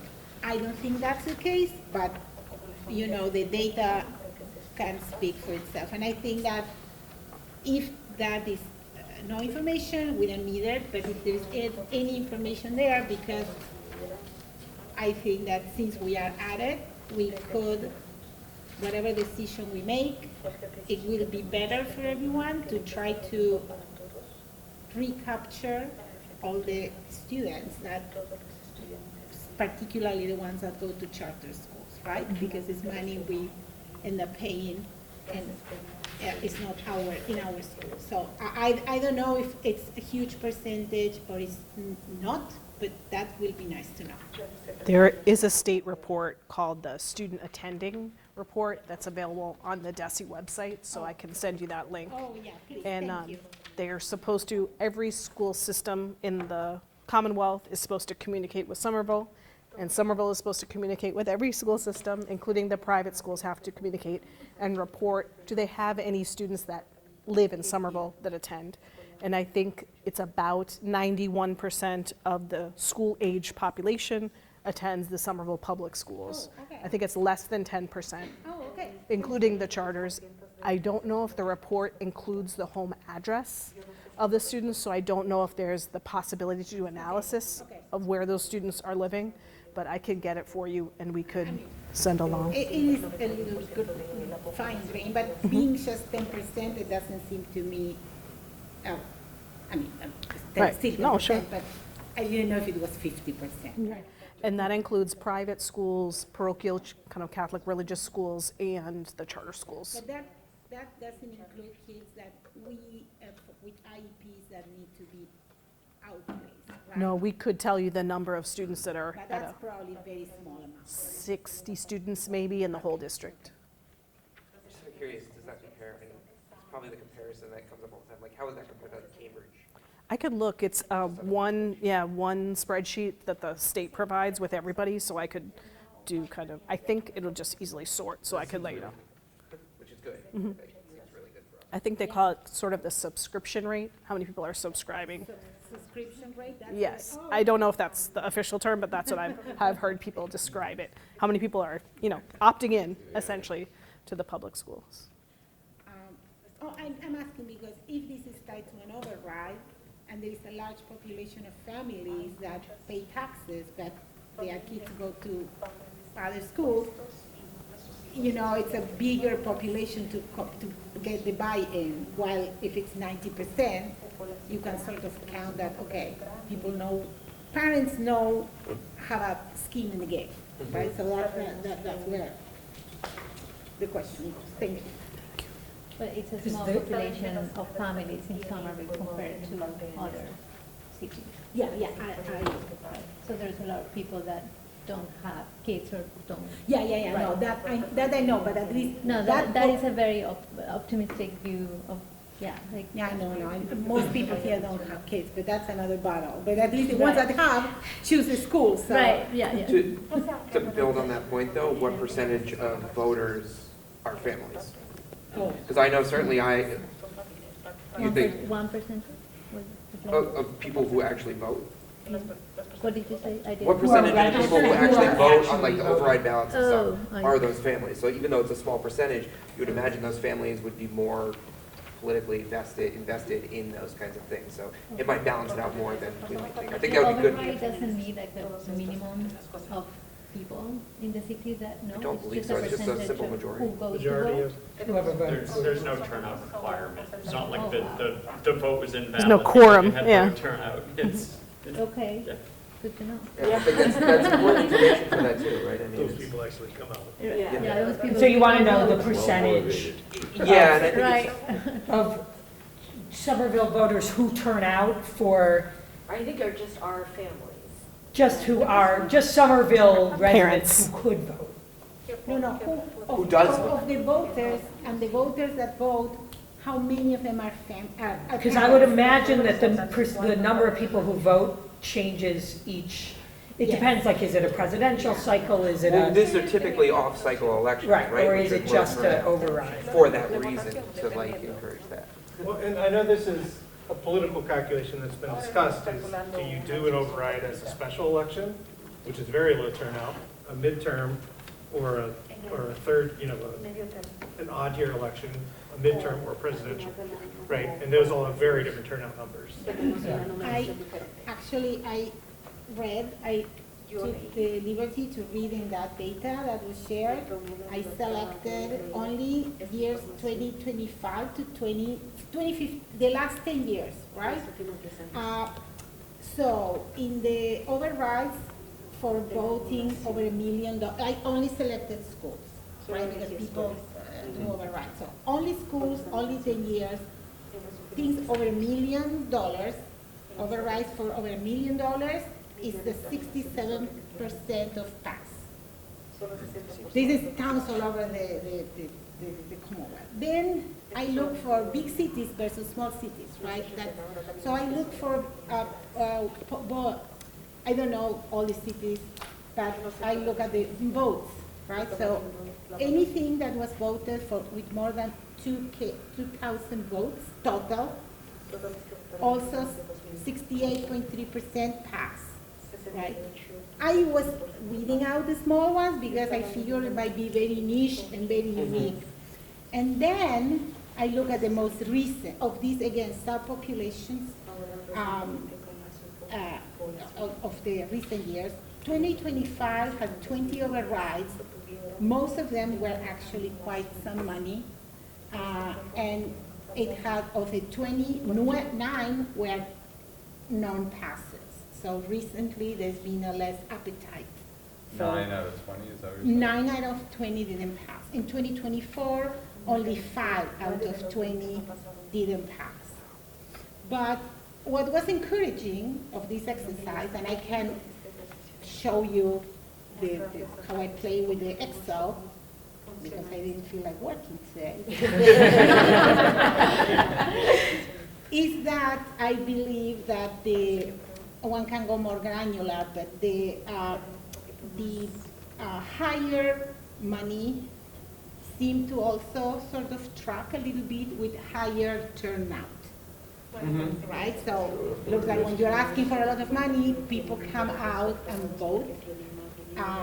So I think that all of those considerations, and looking at these other towns, some I have no idea, some are like Lexington, easy to picture, I mean, more known maybe to us.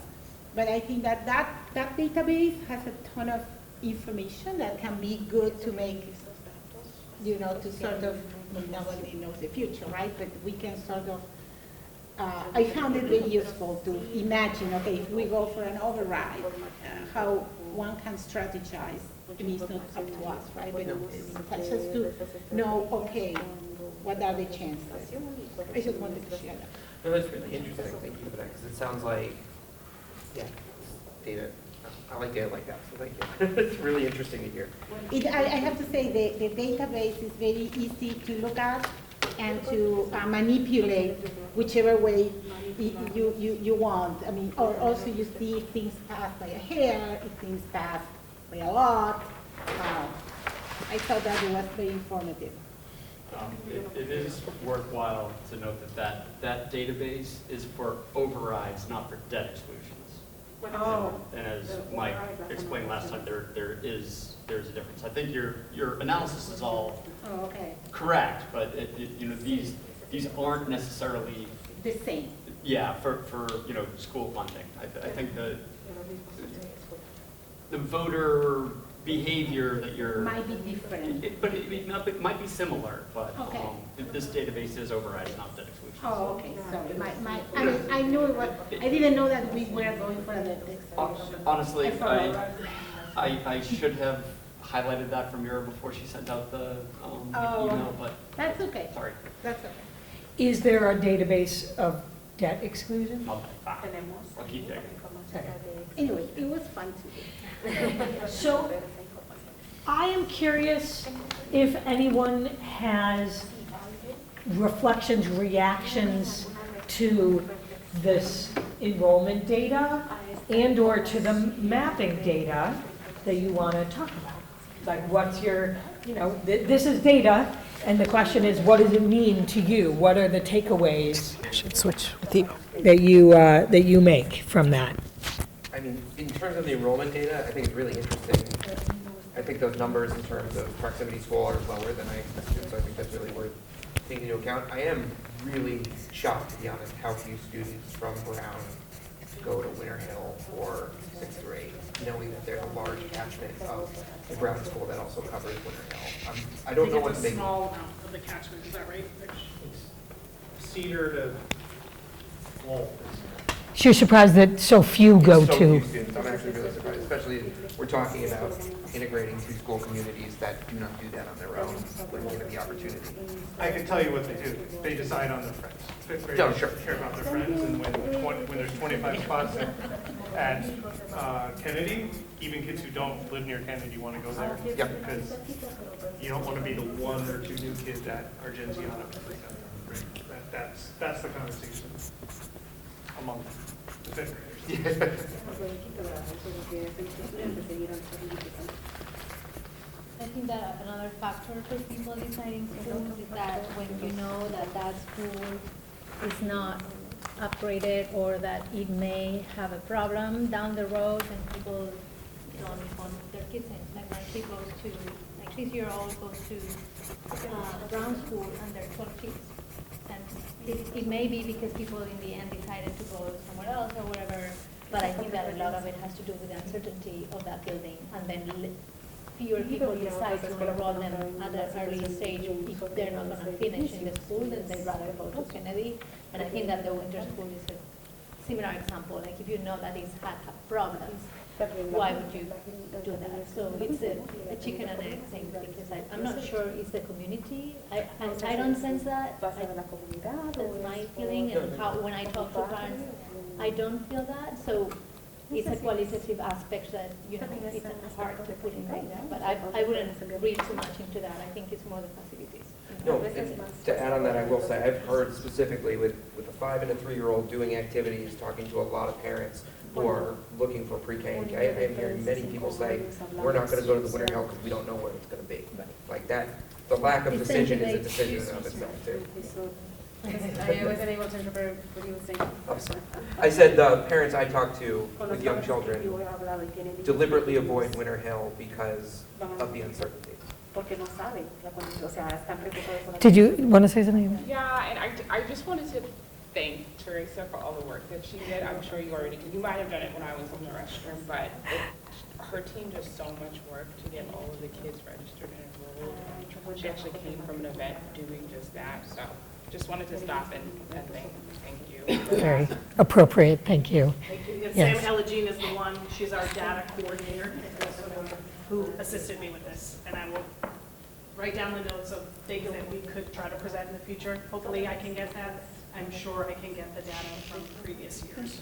Yeah. Teresa, I have a question. Other than the movement, of course, from Capuano on or from Brown as they, age out, is it common that students change schools, or they tend to? I mean, in my experience, in my school, in my cohort of my kids, doesn't seem to be the case. But is it do kids move a lot, change a lot, or where they start, they stay? The vast majority of people, where they start, they stay. I can get you the number of students that do a transfer. Some people ask because they move, some people say they don't like this, so it's a small number. Okay. It is it's not zero.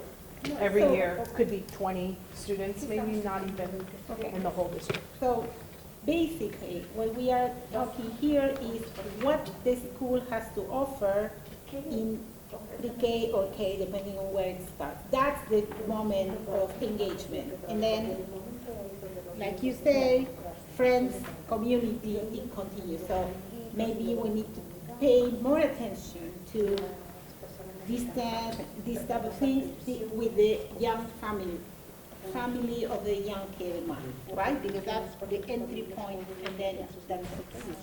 Thank you.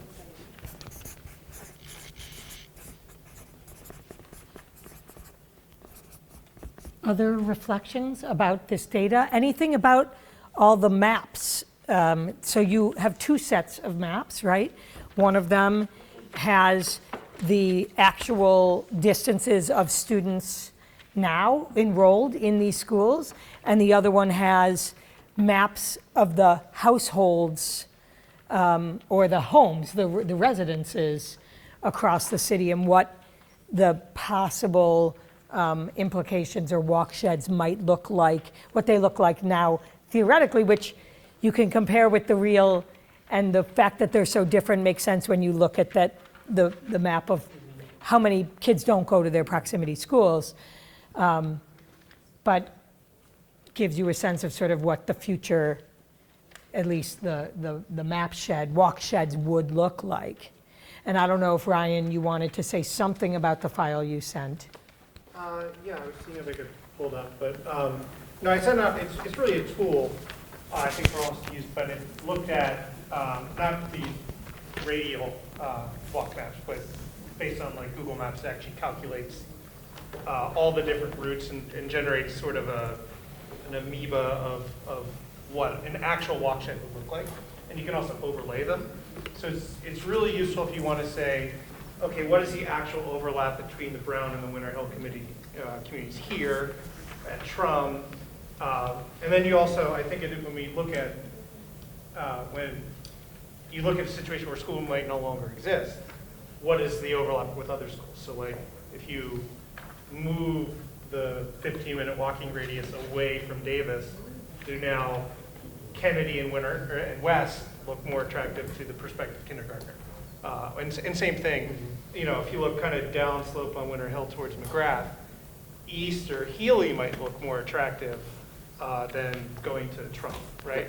And all the other options, for people who live in the middle, Trum looks great, right? So it's a useful tool for going through that. And I try to normalize it to the same, I think, are kind of slow walking rates that Google Maps and they use, but it also lets you do cycling and car, because a big question we'll get into when we cover transportation is, are we going to put a lot more cars on the road?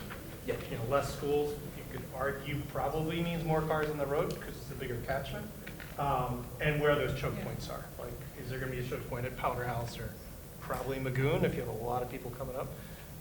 So if you look through that, there's a link to that tool. It's really useful to plug your own address in, but it lets you do those overlaps, which I think gets to some interesting questions. Sorry, how's that feature? I think it Just came out today. just today. Can you overlay the existing catchment maps on that? Because I come back to something that we haven't really discussed, and it's more the purview of probably the school committee. If you do a Trump field or combine, either way, if you combine the schools, I have to imagine you have to redraw the catchments at some point, which is going to be a process. Yeah, I think, well, at the very least, you have to redraw like the Winter Hill and the Brown, right? Yeah. And the question is, like, at the margins of that, are you going to keep those, right? Yeah. The short answer, you can't with the free version. Fair enough. But there is an API, and someone is so inclined export. I think you can export them as. Brian, would you mind sending me the link to that software site? Yeah, And it's I- buried in the slides. Yeah. And actually, it's just generically useful for Yeah, city if type stuff. if you send it to me, I've got the budget in my software line. I can buy the. Yeah, someone who knows GIS would be able to use that. Sorry, Ryan, we were trying to pull it up, but. No, it's not, I mean, I think the slides are all presented just as informational, so. Do you think it has different implications than the maps that we're looking at in terms of the decisions and the options we're looking at? There's a couple that stand out. One, I think, is like if you look at the McGrath side of the Winter Hill catchment, it starts to look a lot more attractive to go to, say, east. If you look at the Broadway side, Healy looks a little more attractive. For Brown, like there's kind of the Powder House neighborhood near Ball where Brown is, but it's because you have the train tracks there, you can be, and it's an extreme example, but you can be 100 yards from Trum, but have a 15-minute walk around, right? Which to people in that neighborhood they might care about because they have a 2-minute walk to Brown, right? So it's, there's lots of, it's nice because rather than look at the circle, it actually accounts for train lines and one-way streets and, cul-de-sacs, all that kind of stuff. Are those things taken into account in the deciding the proximity, like making those proximity I was decisions? just gonna ask that question, because like, I guess what you're curious about is Did what Teresa people leave? choose schools and how, left, and yeah. do we have a goal about, do we want to keep some metrics steady with our solution, or are we trying to shift a metric? Like, I guess because like, I love these maps, but I'm trying to figure out like, what it is we're trying to preserve or change with the decision and how the options influence them. But my immediate sense with at least the Walkshed was that we get plus, like 3,000 kids in the red zone, kind of no matter what. So I was kind of like, cool, but like, that's sort of flat. And then with the dots, again, like I'm doing math myself, it's like 50% of any given student body lives more than half a mile away. And so, I was kind of like, so I'm not exactly sure how that weighs on my decision, but I was sort of like, wow, it's a pretty flat decision, or, maybe these aren't the things that are going to change our mind. And I think going through the data. Yeah. Yeah, I mean, in my mind, they kind of these work against each other a little bit in terms of the options. Like, at a very basic level, and maybe it's obvious when you reduce 2 schools down to 1, looking at this map of the Brown and Winter Hill, and then comparing it to either just the Trum site or just the Winter Hill site, there's a big increase, as you're saying, in the number of people, houses that would be half a mile or more. And maybe it's different based on walking distance. But if half of the students are coming from half a mile or more anyway, now it doesn't necessarily account for whether it's their choice or it's a program that they have to go to, then it's, at a very basic level in my mind, it's something of a wash. I don't know. Yeah, I mean, the only thing I was looking at is like, I don't want to misstate, but like, I think one solution produces a big red zone that's all together, and the other produces 2 smaller ones.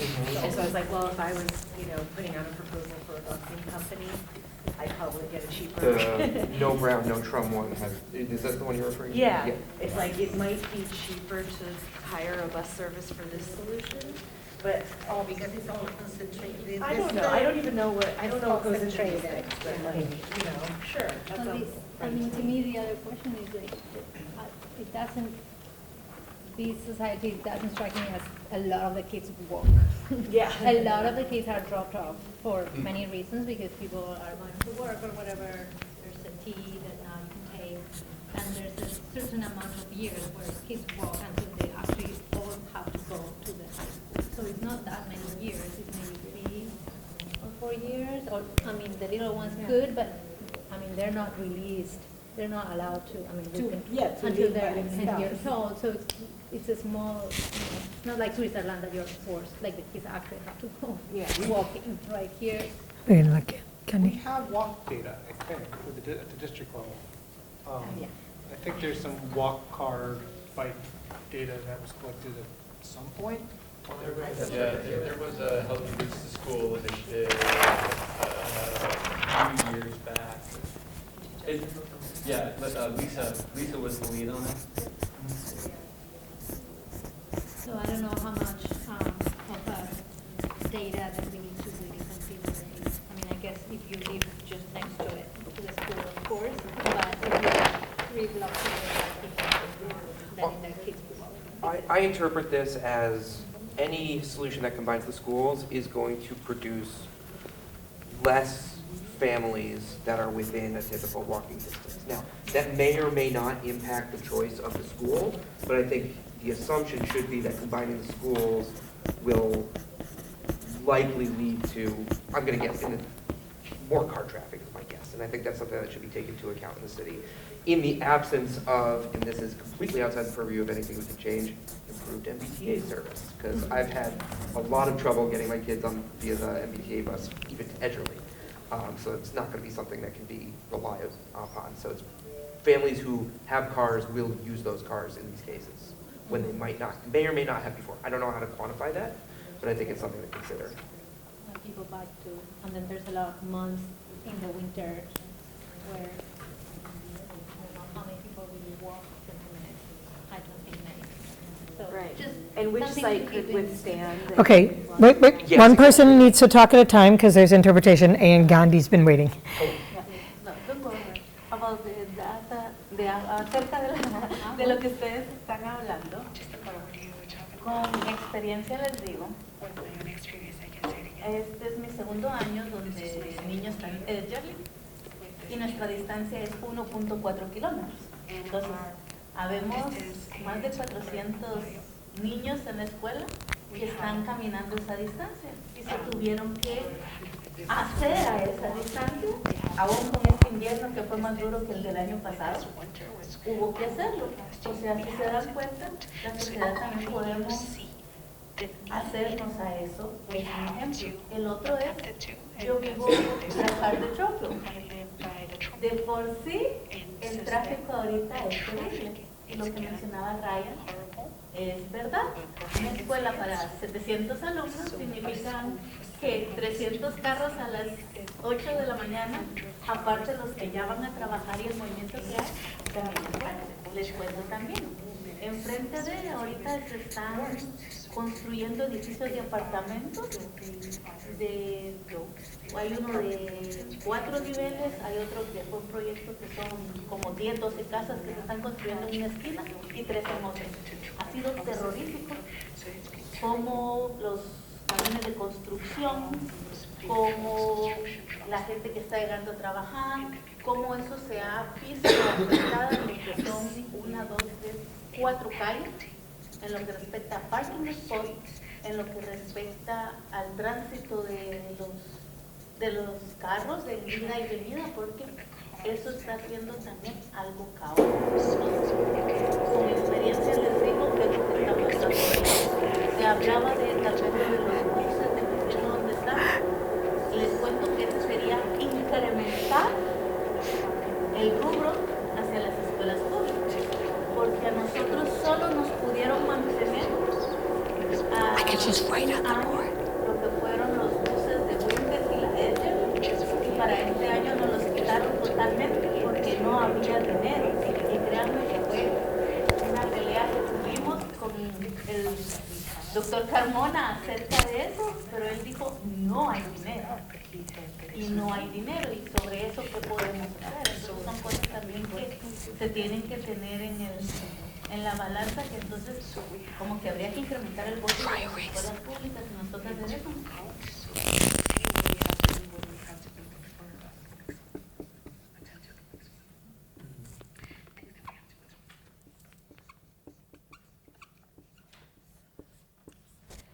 Okay. Thank you. Any other reflections people want? I'm conscious of time and it's 8 o'clock. I wanted to move on to talking about decision matrix. Unfortunately, I cannot display them, but I did send them to you all before the meeting. I had 3 models in that PowerPoint that we sent you. they were all sort of variations on a theme of, we sort of identify the options in one direction and the criteria in another. I think, what we consider the criteria, and if there's sort of, other pieces of like, different exact groups views. That was one of the options was that I think, Matthew, that you suggested, right, was that we might want to specifically ask about, well, what about school committee? What about? Yeah, if I can Yeah. mention what I was thinking there for Yeah. a second. Obviously, people can do this, but I think it's important to capture the different stakeholders and what their priorities are, because community feedback is one thing, and that's sort of, there's two aspects of our opinions. One is, what do we like about different features, and how do we prioritize the relevance of those different features? The city, like the mayor's office, and the school committee, and us might have different opinions about what the priorities are. I think it's important to capture that, which is, back to the request that I think, we talked about before, getting more feedback from the city about their preferred options and rationale will help us understand a much longer term view than I think is easy to capture on our own. Other things, and I was more specific in that, is the surveys. What is the weight of the general community survey versus the Brown student parent survey versus the Winter Hill parent survey? We might have different opinions. The school committee, I think, is an important stakeholder in that, and they should have those opinions too. So I tried to make that very explicit in the model of saying, get the data, be very granular with the data, but also be very granular in the relevance to your stakeholders as well. Yeah. So, I think that's sort of maybe a third, Matthew, you're suggesting sort of a third vector, a third dimension maybe to our matrix, Look at the right? ideas Yeah. and have people If we want to weigh out the specific either views or implications for particular stakeholders or sets of players, right? In the criteria, as I said, I was starting to write down the ones you all were saying: cost implications, walk distances. I'm adding traffic, thanks to your suggestion, which again might cut a couple different ways. The traffic implications might be based on the location and the roads around that location and how well it can handle that traffic. It might also be based on walk sheds or on size, as someone mentioned, right? So I think if we sort of work together to figure out what those criteria might be, we're going to identify more refined what the options are, right? And then we can think more about sort of who particularly you want, if there's particular voices you want to specifically have weigh in on the options as well. The other thing I recommended in mine is being very granular. Like, it's not a finance category. There's the override cost, and then there's the finances for ancillary costs, or maybe the finances for what to do with the Brown or the open green space, and there's case of different options. I think it's worth breaking those out because if we're hearing that larger debt overrides are less likely to succeed, I think that's actually a pretty big factor to consider. I don't know if that's actually true, but I don't know if debt override was the right word there either, but I think this is a case where it helps to be really, really granular with those there. And I had sent around a version that actually had a lot more description in it. I'm happy to let people see that. I can load it up here if people are curious, or we can send it around, where it kind of puts some of the ideas of how I was describing those categories as well. Great. How does that sound to people as a decision framework? Does that seem like it would be helpful?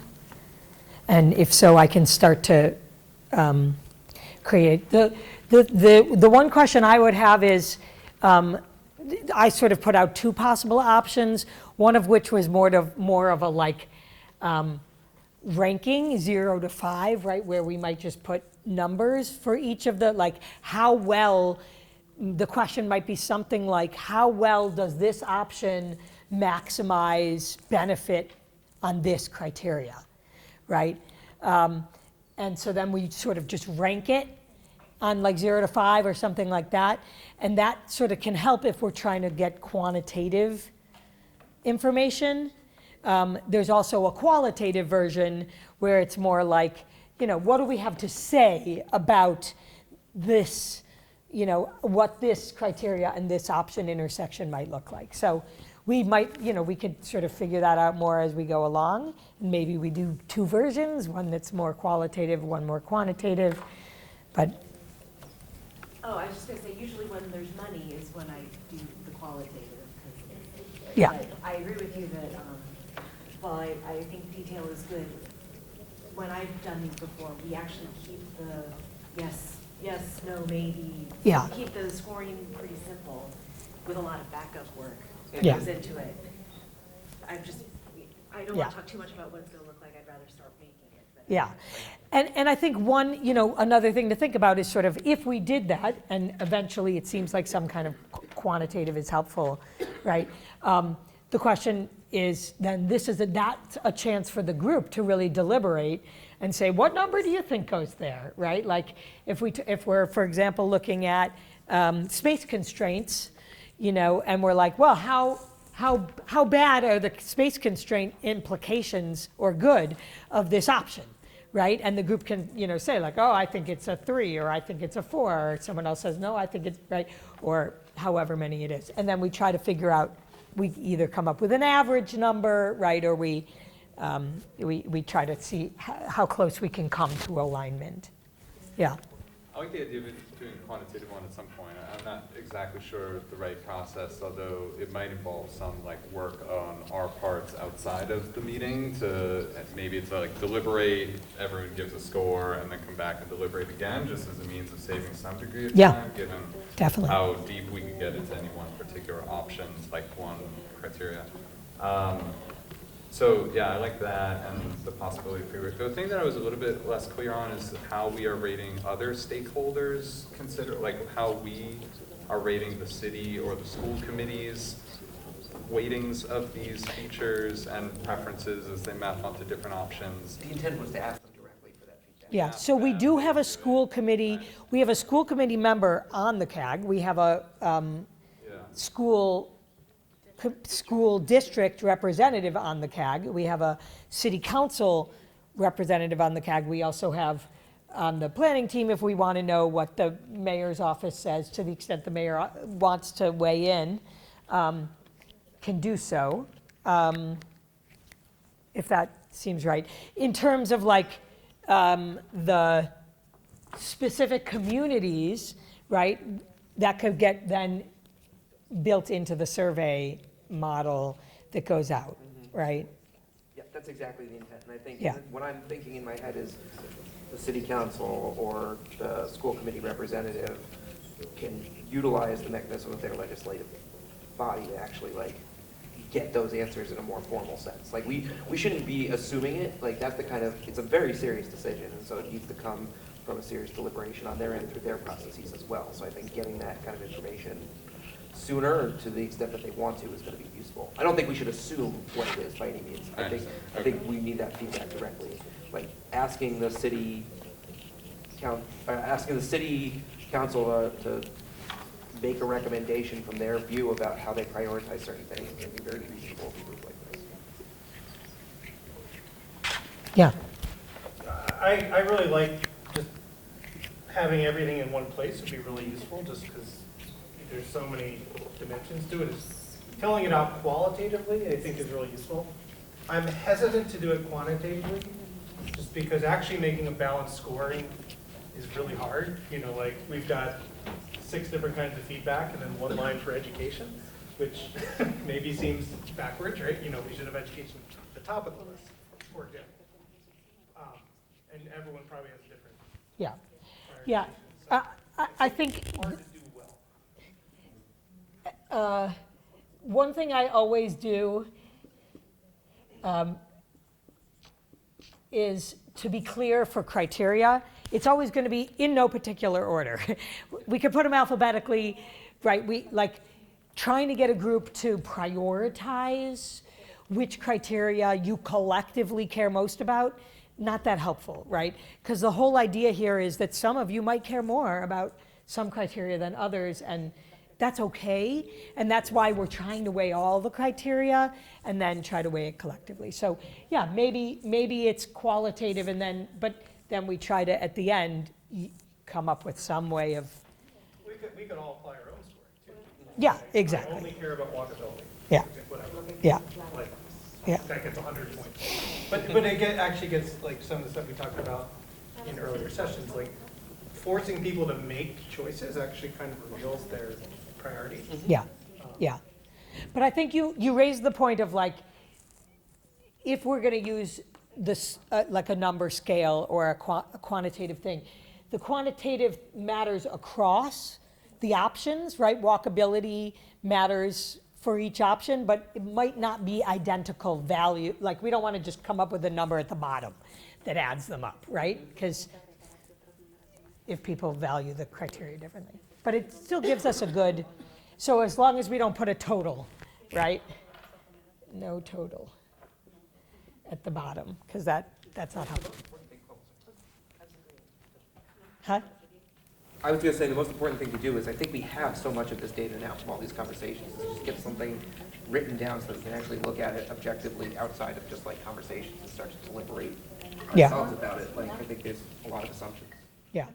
And I think, so the data we don't yet have, right, is the detailed cost data. We don't have the detailed, field availability options or right? So there's still some stuff we're waiting for the school building committee to be able to develop for us.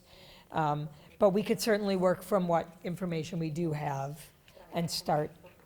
I could try putting together a draft of this based on what I heard here, and we can then continue to refine the options, right, and their different pieces, and we can continue to then refine the criteria, and then we can continue to refine sort of what we think those implications might be. So again, back to the granularity question. Yeah. I think instead of trying, I think the options are clear. The implications of those options should be like one of the things that we're rating those criteria on. I don't think what we do with the Brown in the case of a combined school is a different option. I think that's one of the fields we need to deliberate on, if that makes sense. So I disagree that I think we need to refine the options any further. You don't think we have to refine? I don't think But there's so, more need to do that. but so if there's an option that is, the schools, I just want to test this question. So if the option is, one option is rebuild at Trum, right? Does it matter where the fields are in how you would evaluate where the fields move to? Would that affect your valuation of the criteria? If you care about field space, and we don't know the answer yet to that question, and it's not refined in the option. I think it's our job to refine that in the option and understand what those are. That's, okay, that's why I'm trying to say, that's what I meant by refine the option. What is the trade-off, right? What is the trade-off of doing this and you lose a field, or you have to come? Right, like, would you support this option, yes or no, or like, how much do you support this option might depend upon where the new field is gonna be, or what's gonna happen to the old building, or what, right? Those things might matter, and that's what I meant by refine the option. Yeah, exactly. Yep. And I think it's that uncertainty is an answer for some of those questions too. Like that is baked into it. But by the time you're done, you don't have that. You don't have to have uncertainty. You can have an option that actually has an answer to those questions before you ask taxpayers to vote on it, before you guys, as a committee, make a decision on what you want to recommend. You can answer that question rather than have it be an uncertainty, is what I'm saying. Not in the time frame we have. I believe that you can. Question, if that Trump situation comes up. Yeah. And you want to replace the field, doesn't that replacement still have to be approved by the SBA? What do you mean? If you take Trump Field and use a third of the field, you've got to replace that third of the field somewhere else. If I'm not mistaken, I think the replacement site is going to have to be okayed by the SBA, if that's the case. I think that's if I recall the rules. Well, it'll have to be approved by the legislature. Tiene que ser aprobado por los legisladores. I'm not sure what other votes we'd have to get through it. I have to do some pondering on that and ask some of my consultants. I seem to recall that, Rich, from previous No, but would you situations. that, if we take over open space, we put somewhere else? Yeah, so It doesn't need to be field to field, but you still need to have that. yeah, and Trump Field has additional special protection on it under Massachusetts Article 97. That's not the case with all of our fields, but it is true with Trom and Okay, so we'll look more into that, what is it, but let me give a different example, right? The example of what we're gonna do with the Brown, right? If you look at option 1, right? Right now, option 1 is rebuild Winter Hill just for Winter Hill and do something else with the Brown, right? Well, how much you support that option is partly gonna depend on do what with the Brown, right? Some people might say, well, right, I support that if there's some, like, I need to know what that is before I can evaluate that option. Yeah, my guess is though there's just going to be too many of those kind of unknowns that if we think of this as like an iterative process where we can, it's essentially like taking an early poll, right? Yeah. Like, we could do this even next month. I know we have other plans. I'm not saying it has to be next month, but early, it's revealing what are the like disagreements or cracks or the things that are most important for us in uncertainty.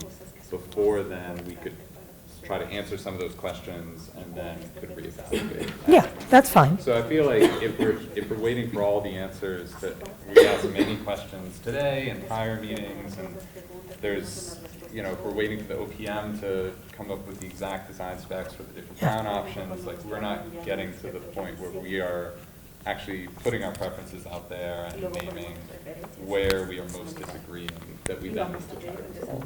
Yeah, I think that makes sense, yeah. And I just wanted to add that I know that we are trying to solve it from diabetes today, but we need to think proactively about the future, like the kids that are going to go to these schools, you know, they're not born yet. And we need to think beyond what our pain points are now, because I think that the community that we create depends on that too. It's not what the communities are today.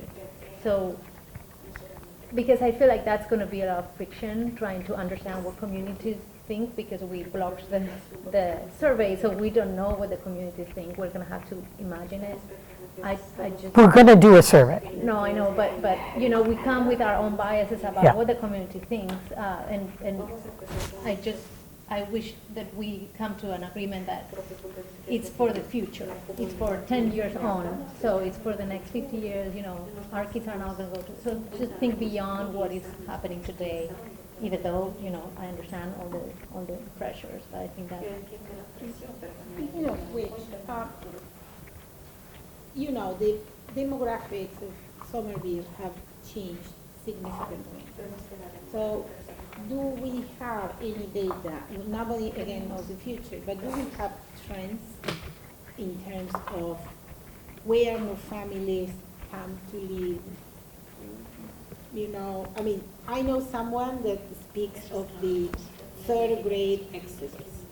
According to this person, in Somerville Public Schools, once the families have their older kid in third grade, they move to suburbs. You know, like everything is okay. We laugh because.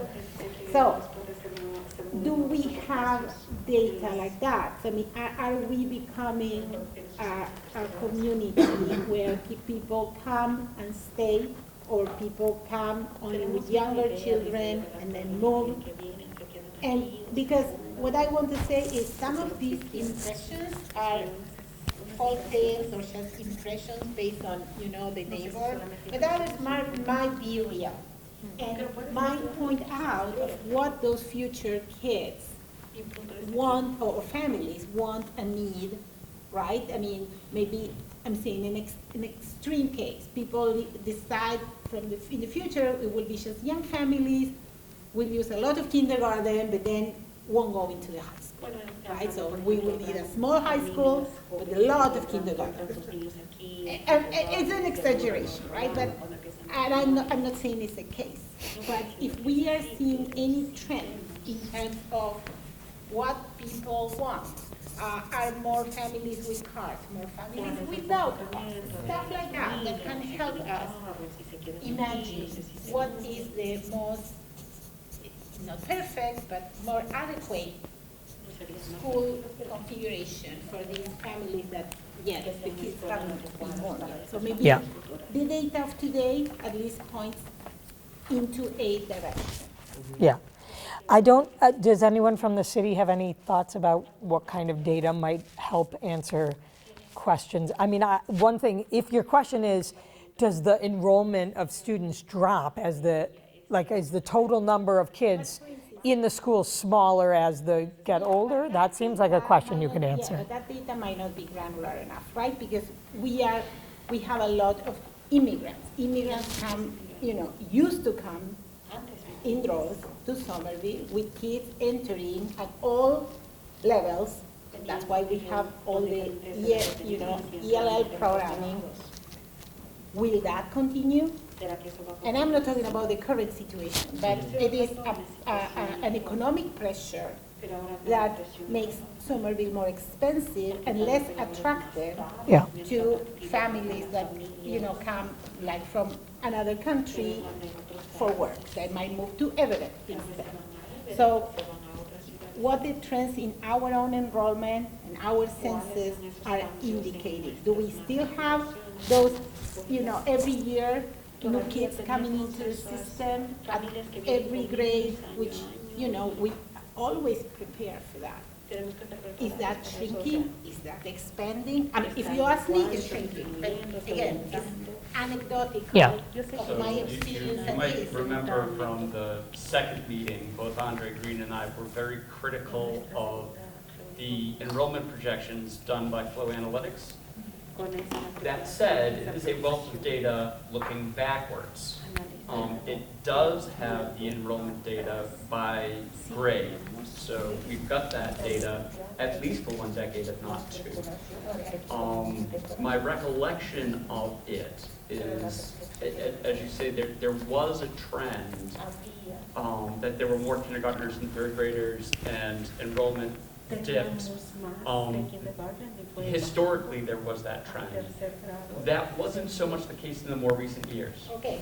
So more recently, the attrition rate has subsided, and we tend to have level enrollment across the grades. Okay.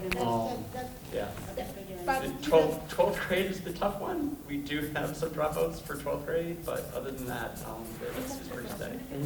Okay, so I mean, what I would say that can be information that can help paint that future picture, that, a combination of more data from the enrollment and more census data. Maybe we can use that a little bit to imagine 10 years down the road. Okay, yeah, and I was just trying to get a picture of what data you want me to bring. So, yeah, so census data, I mean, you have the enrollment study. I mean, if the data is presented in a way that we, I mean, if it's in a spreadsheet, I can analyze it. Yeah. You give me all the spreadsheet. I mean, as long as it's, and even in any format, but census data and enrollment data going back, so we can at least try to read what the trends are. I'm not asking for the analysis. Maybe the raw data is. Yeah. Okay. I mean, the team can talk about what.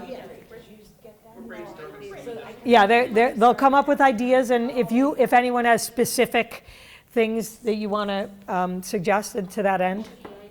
Okay, thank you. The district does have DESI data, which goes back every year and breaks it down across a lot of categories. The DESI website isn't great. There's not a good way to pull the data out, but the district has that in tabular format. Yeah, Terry's going to talk about that. Yeah, I mean, but things like, these the attrition rates, that change over time, gives us an idea of who's coming to live here can stay and everyone's leaving. And, I don't know. Okay, so I want to take two more, and then I want to make sure we have enough time to go through the action items. Can I add Yeah. one thing to that? Yeah. That is specific information. I can't remember who said it, but in that enrollment discussion, it might have been Andre, that all of that data assumes no change in public policy. We know that city council and the city are really pushing for increased housing. And thinking about what we know in the next 5 to 10 years about where that housing is going to be might impact some of those decision-making process as well. Like, just knowing that we're expecting a certain number of families and that might want to go to West, and so that could be even more overcrowded, could be something for us to keep in mind too. So in terms of that city data about. Does the city have sort of plans for where they would want housing? Affordable housing in particular, and so I know that we had some of those conversations with Flow Analytics, so that was part of the conversation that Rich was discussing. Yeah. Which Flow Analytics completely ignored. Yeah. But when we discussed with MSBA, MSBA did take those development projections into mind, which is why we got very favorable enrollment numbers from MSBA. That said, those MSBA numbers that gave us a bigger number they're going to fund did look citywide, because they accepted the argument that all the other schools are at capacity, therefore the new school has to accept that. I'd have to take a step back from what Barkman gave us to see if there's a geographic distribution of that. I don't recall off the top of my head. We did it. Okay. Gandhi, I'm going to give you last here, and then I'm going to summarize. Voy a tratar de ser breve.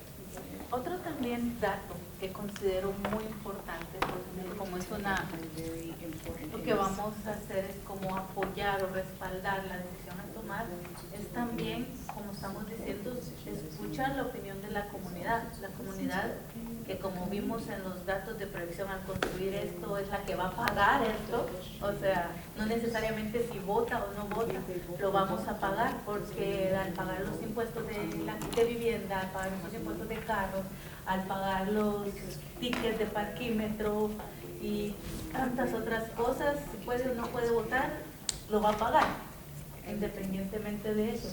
Pero sería, no sé, a mi pensar, escuchar la opinión también de la comunidad, tanto se puede decir del lado de Winter como la comunidad de Brown, si escuchar que ellos quieren esta unión también, o ellos quieren mantener algo que ha estado en la comunidad por años.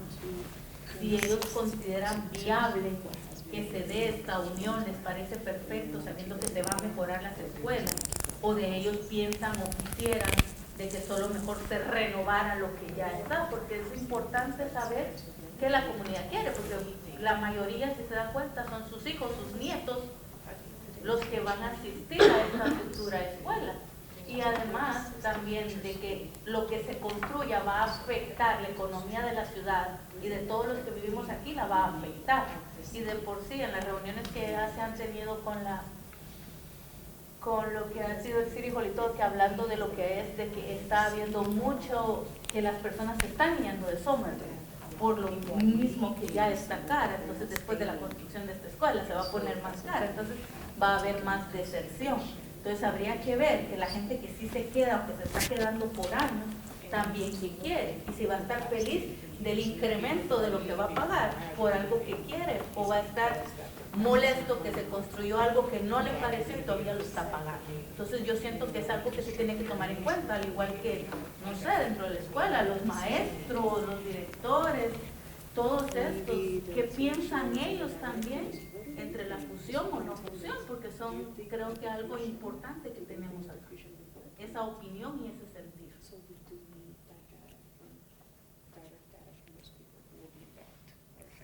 Yeah, great.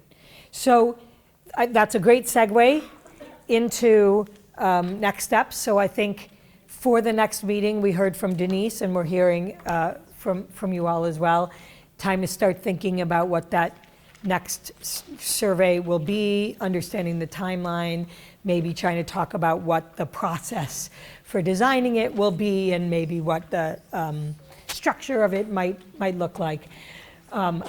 Between now and then, Mira and I can work on trying to put together a matrix that has the options as you've named them so far, with the questions that might remain to be answered iteratively as we go along, the criteria that you've named, and use that as a starting point for discussion at our next meeting. So we'll do that, and we'll do the survey. Those will be sort of the main topics. And then, Rich, that'll give you a little more time for the next municipal finance conversation. Maybe will be May. I don't want to commit Mike or myself to Yeah. municipal finance 202 next month. Yeah, exactly. So I'm moving you to May. That's what I'm saying. Okay. All right. So, yeah. Will you be able to share some of this additional demographic data? Yeah. So then let me come to that now. Right. Okay. So that's next meeting, and we'll get this out in advance of that meeting. Here were some questions, data questions that people had that we will now work with the planning team to collect what we can and get to you as soon as we can. Travel time comparisons with comparable communities. Historical data for Brown 6-8 enrollment. Particularly, people were curious about if they went to Winter Hill more often before the problems with Winter Hill.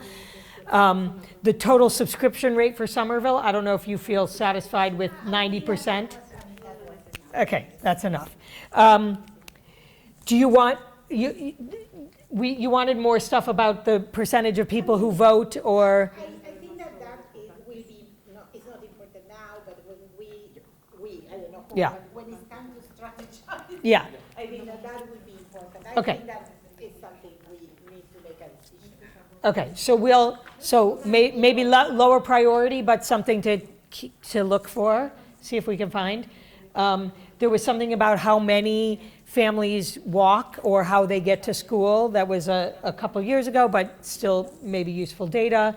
The process for how TRUM field space, like what approval is needed for making those decisions or about that. Anything we can find about demographic trends, attrition, census data, district DESI data, city housing plans, things like that. So that's the data things I've got, yeah. I wanted to add, like, I don't know if this metric exists, but like open space utilization, or at least TRUM scheduling information, like understand how proven it is versus the other one. We can get that from Parks and Rec. Yeah, I think that's an interesting data point. TRUM versus, say, Conway, how programmed they are. Great. Okay, we'll add that one. Anything I missed?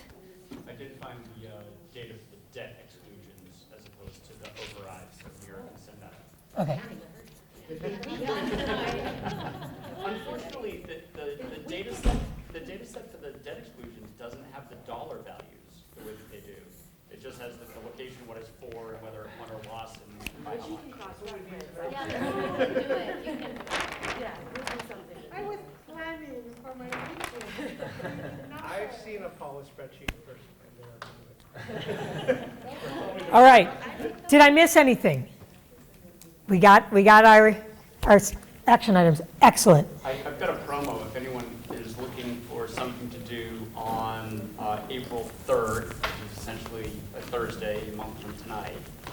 Sort of to Corey's point of competition for dollars on non-school things.